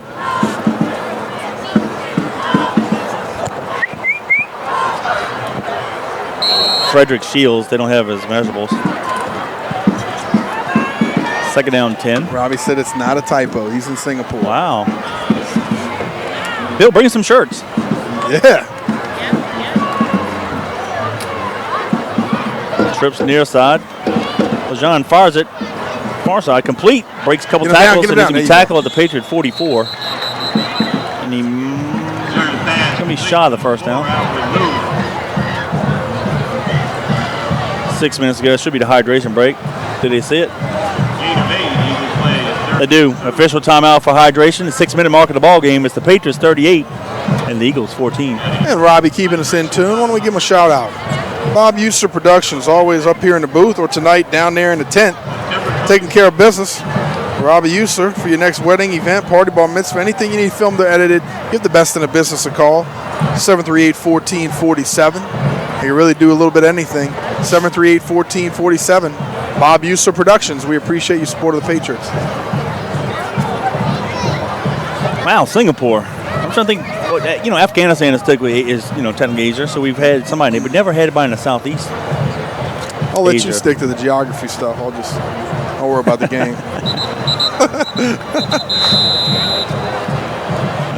No, but what's neat about it though is honestly that really you can listen to us anywhere. Yeah. You follow the Patriots, and that people want to. Sure. They want to listen. They want to watch the games. They want to stay in tune and see what's going on with the team and what a great team we have this year. And really, really nice. We need somebody up in Alaska or close to the North Pole or Iceland or someplace like that. That'd be nice. Siberia. All right, the blow the whistle. It's 5:49 and counting. They're going to hand it off to the running back. He goes off the right side. He'll have the first down. He's going to be tackled at the Patriot 37. It's Sam, running back, number 7.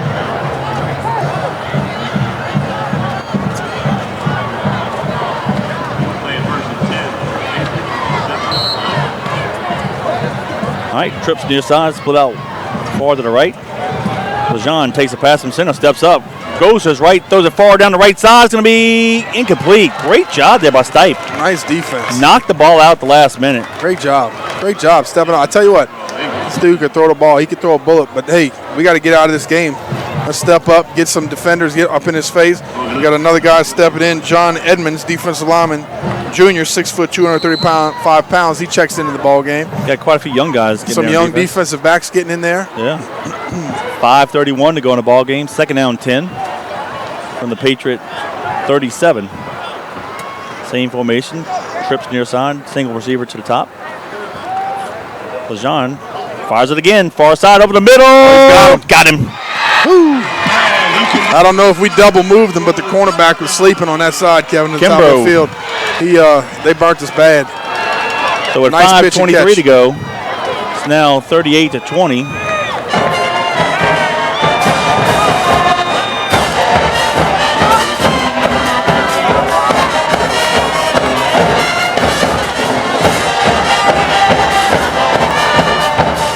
They have to go for 2 because their kicking's atrocious. That's a 37-yard pitch and catch. Tell you what, he hit him in stride too. I don't think there are enough guys on the field. We don't. We got guys running all over the place, flags a little bit. We got guys trying to run off, guys trying to run on. Come on now. Kevin, we got a text from David Manguno. He said he recalls Leon carrying sets of lockers on his back. I wouldn't He said doubt he it. had beastly strength. Oh, yeah. They go Corey Butone strength. Well, he was in the Marine Corps. Yep. I pay you 20 bucks. Not allowed to do that. I pay you 20 bucks to call him a jarhead right in his face. Illegal substitution. Make it 40. Shoot. Kevin, looks like we're still trying to run guys on the field. Yeah.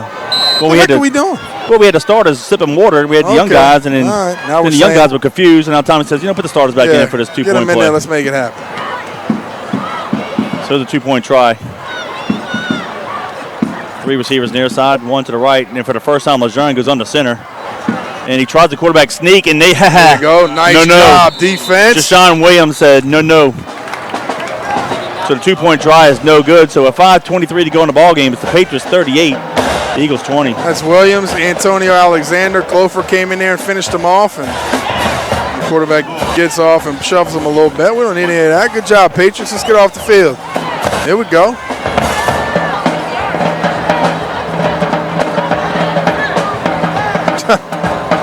My buddy John Stacy from Memphis, he's at the hotel room. He came all the way to the game and couldn't find a parking spot. Oh. He's back at the hotel room. He said, I've been to Egypt twice. Does that count? Pretty much. He said, been to Egypt twice where there are parking spots. That's funny. I appreciate you coming out here, John, giving it a shot. It's been a good ball game to watch live, but I tell you what, hopefully it's been just as exciting as you listening to us on JohnCurtisPatriots.com. It's been a great game, and we've held a very, very capable offense. And honestly, Kevin, from our perspective, we really thought we were going into this game and just having a scoring battle. Right. And hopefully our offense could keep up with the legs and the power of their offense, because they have some ponies over there. But our offense has, their defense has, the special teams have. We've played a full game. Though besides of a first quarter that, we turned the ball over early and just kind of took us a little while to figure out, we've pretty much dominated the rest of the football game. Well, their offense averages 37.2 points a game. Take away the 6 points they got on defense, they've only scored 14 on us. Well below their average. Your buddy Big Barry Brack, he's checking in. He said, you think they have some Catholic League scouts at the game tonight? Bring it. I bet you they do, because I've already saw some normal people walking around. That's fine. So it's all Hey. good. Everybody does it. We're on the World Wide Web. They can scout us all they want. That's right. We'll tell them our players. We only got 5. But hey, back in the day, funny story. I tell you those guys in the 70s. Chris Trapola did that. Yeah. And he was kind of arrogant, kind of the quarterback. He told us, linebacker, hey, 36, see number 44, this running back here on the right. I'm going to run him off his guard on the right hip. I guess the guy didn't think so. Sure enough, he ran Greg Dubrock inside dive, just gave it to him. Yeah. Greg plowed in for 7 yards. Came to the line of scrimmage again. Whatever the play was, he just changed it and told the guy again, hey, 36, I'm running 44 right here on this guy's head. And he did it 5 plays in a row. He went down the field and Greg just pummeled this guy. But do you think nowadays, well, you included, would you have the brass. The onions to tell this guy, hey, I'm running this guy right here in this, and tell him that? Nope. He did. Those guys in the 70s were different, though. Yeah. However, we didn't have a guy like Greg Dubrock handing the ball off to like that either. That's true. Greg looks like he can still play. Looks like he can still play. 5:23 left. Patriots on top, 38-20.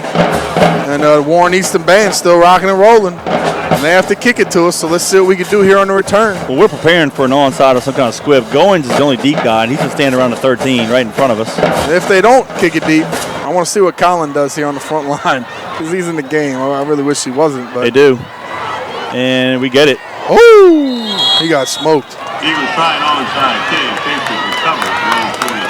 Flying in there a little too fast. But our guys, who recovered it for us, Kevin? Did you see? I did not see the number. I'll tell you what, somebody got smoked. But we got it, though. Good job keeping your hands on the ball. And that's what happens when they're running with some speed. We used to do that in the Arena League. And they, onside kick like all the time. Yeah. And those guys would just get pummeled. But all right, so we got the ball at our 49-yard line with 5:23 to go in the ball game. 51 yards to pay dirt. Gotta get the touchdown back. 2 tight ends split near side. Patriots going left to right. We come near side. Smith takes a handoff. Got it to the 50 before he's pushed back. Yeah, they got their spies out here. I got my buddy texting me. This my Rumble guy texting me the big eyes. Uh-oh. They're out here. Bring it. That's all right. Get some of that. Get some of that. Second down 9. 5 minutes to go in the ball game. Yep. 5 minutes and counting. Let's go. Come on. Get out of this thing. That's going to be another Saturday ball game in East Jefferson on October 27th. That'll be a good one. Yeah, but they got some nice.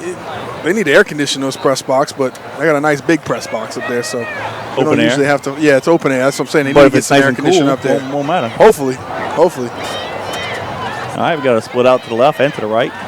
Ball in the middle of the field. 4:39 and counting. We'll go to the left. Guggenheim hands it to Wren, and he gives it to the number 3 Weird on 48. Gain of 2. Chauncey Crum checking back into the ball game. 3rd and 7. 4:25 and counting. Corey Wrench checking out. And Colin Guggenheim, of course, still in the ball game. And see Roe Brown on the sideline. Oh, Roe. He's done a great job through the years covering prep sports.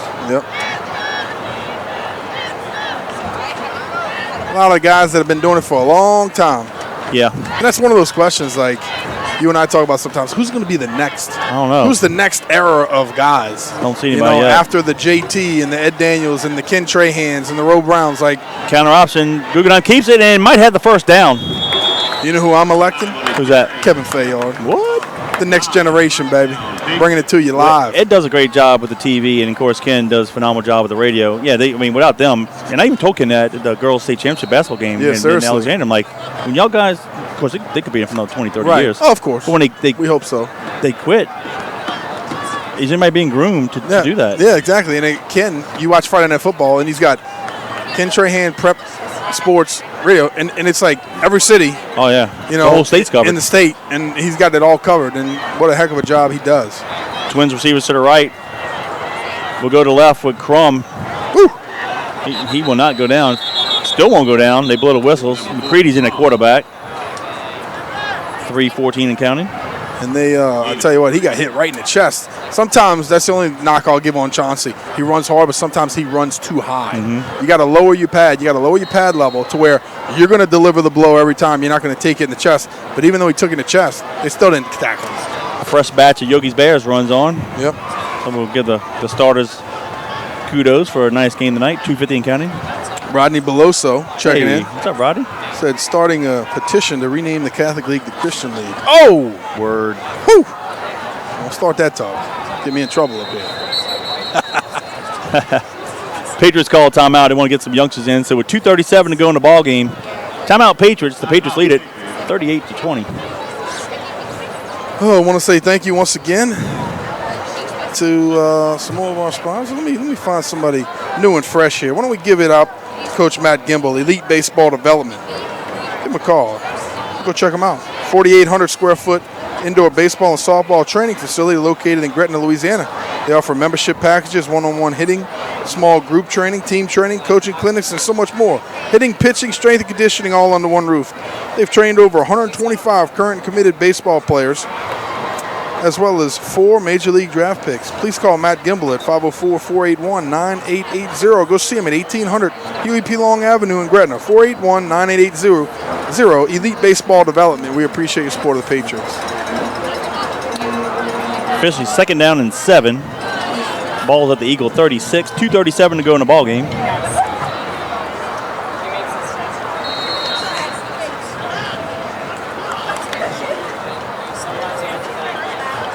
And the whole second offense is in. McCready, quarterback. Let these guys go to work. Get some more points. Come near side. Little handoff. It was number 31 on the run. Charles Quinn.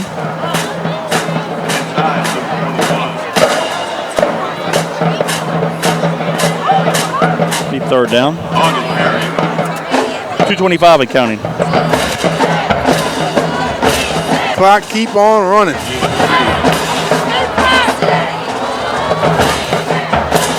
The coaches are continuing to talk to these kids on the sideline, seeing who wants to get in, put those helmets on, get in the ball game. Let's go. McCready hands off to the right. Short gain.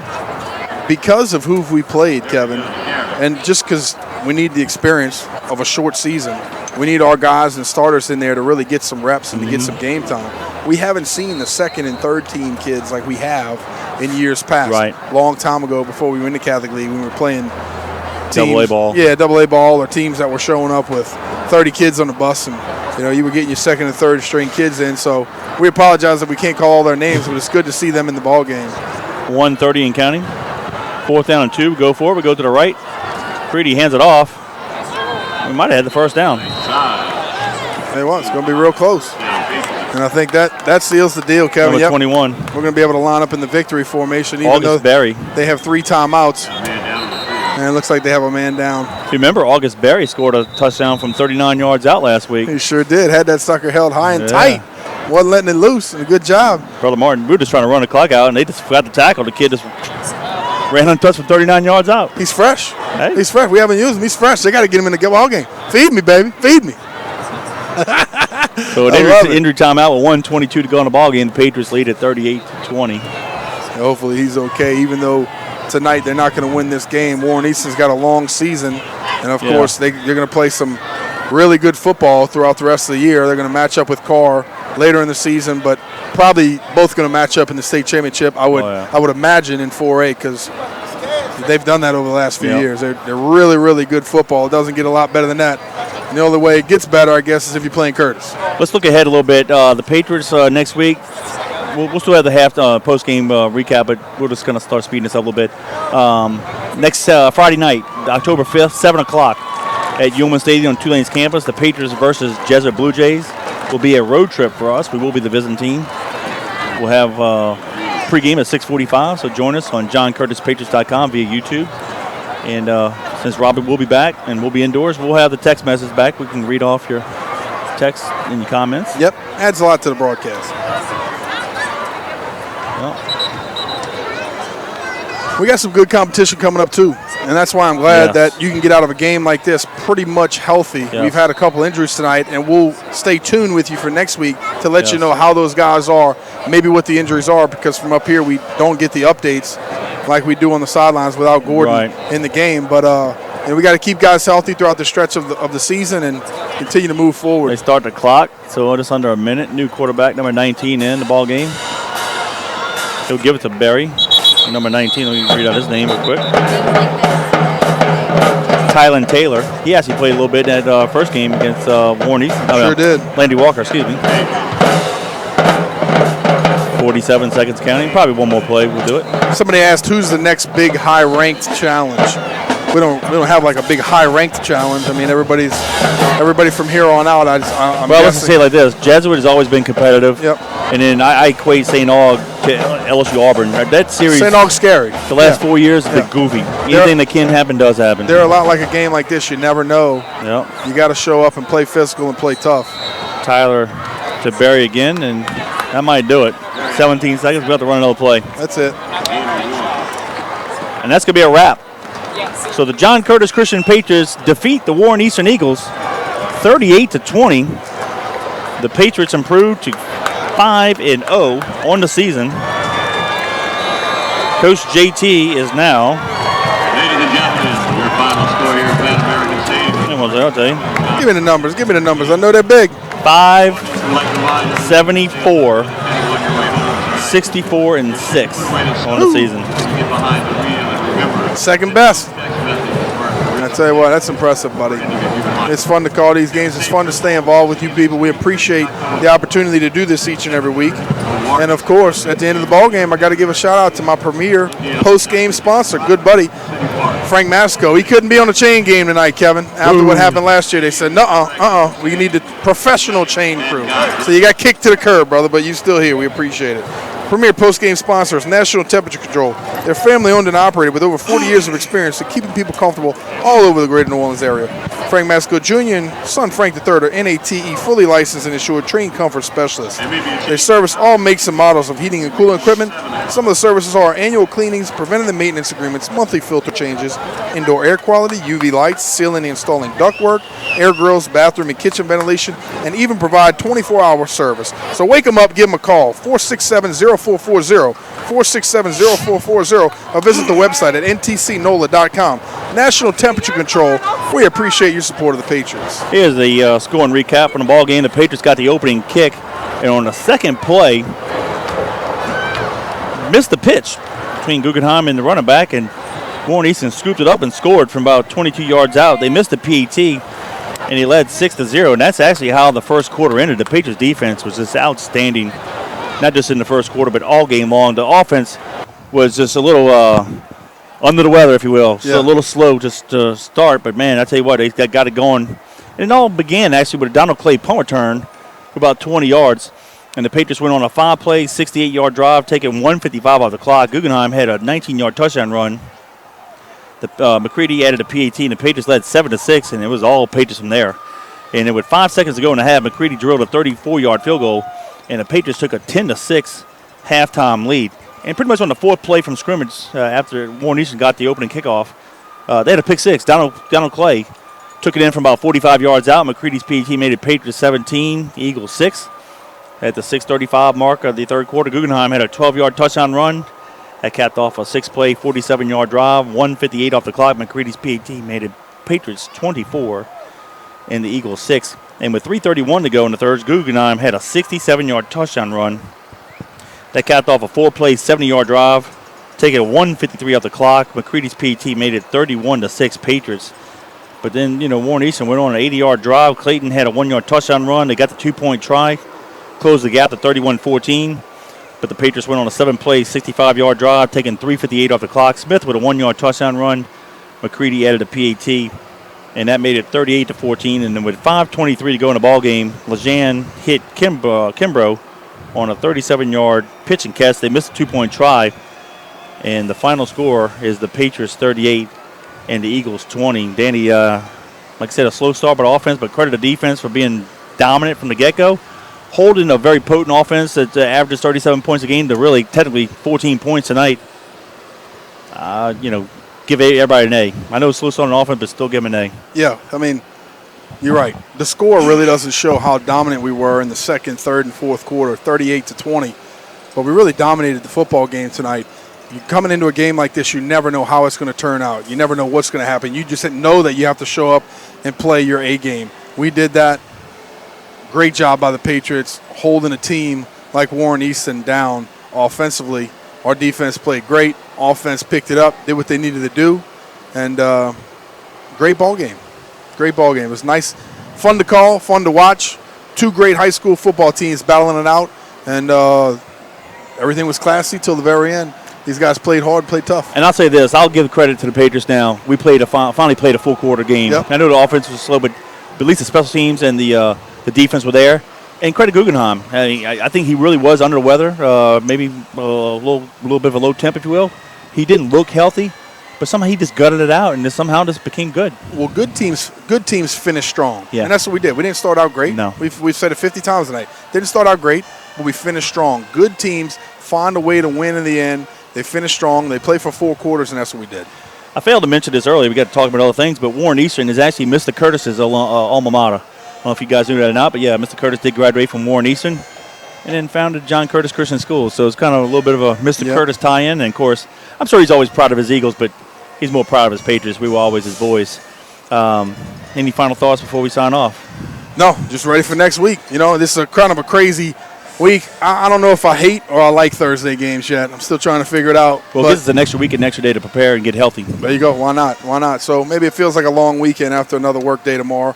But, hey, tune in and watch the Memphis Tigers take on the Tulane Green Wave tomorrow. How about that? We'll do that. Got a little something for them. All right, folks. The John Curtis Christian Patriots defeat the Warren Easton Eagles 38-20. The Patriots improve to 5-0 in the season.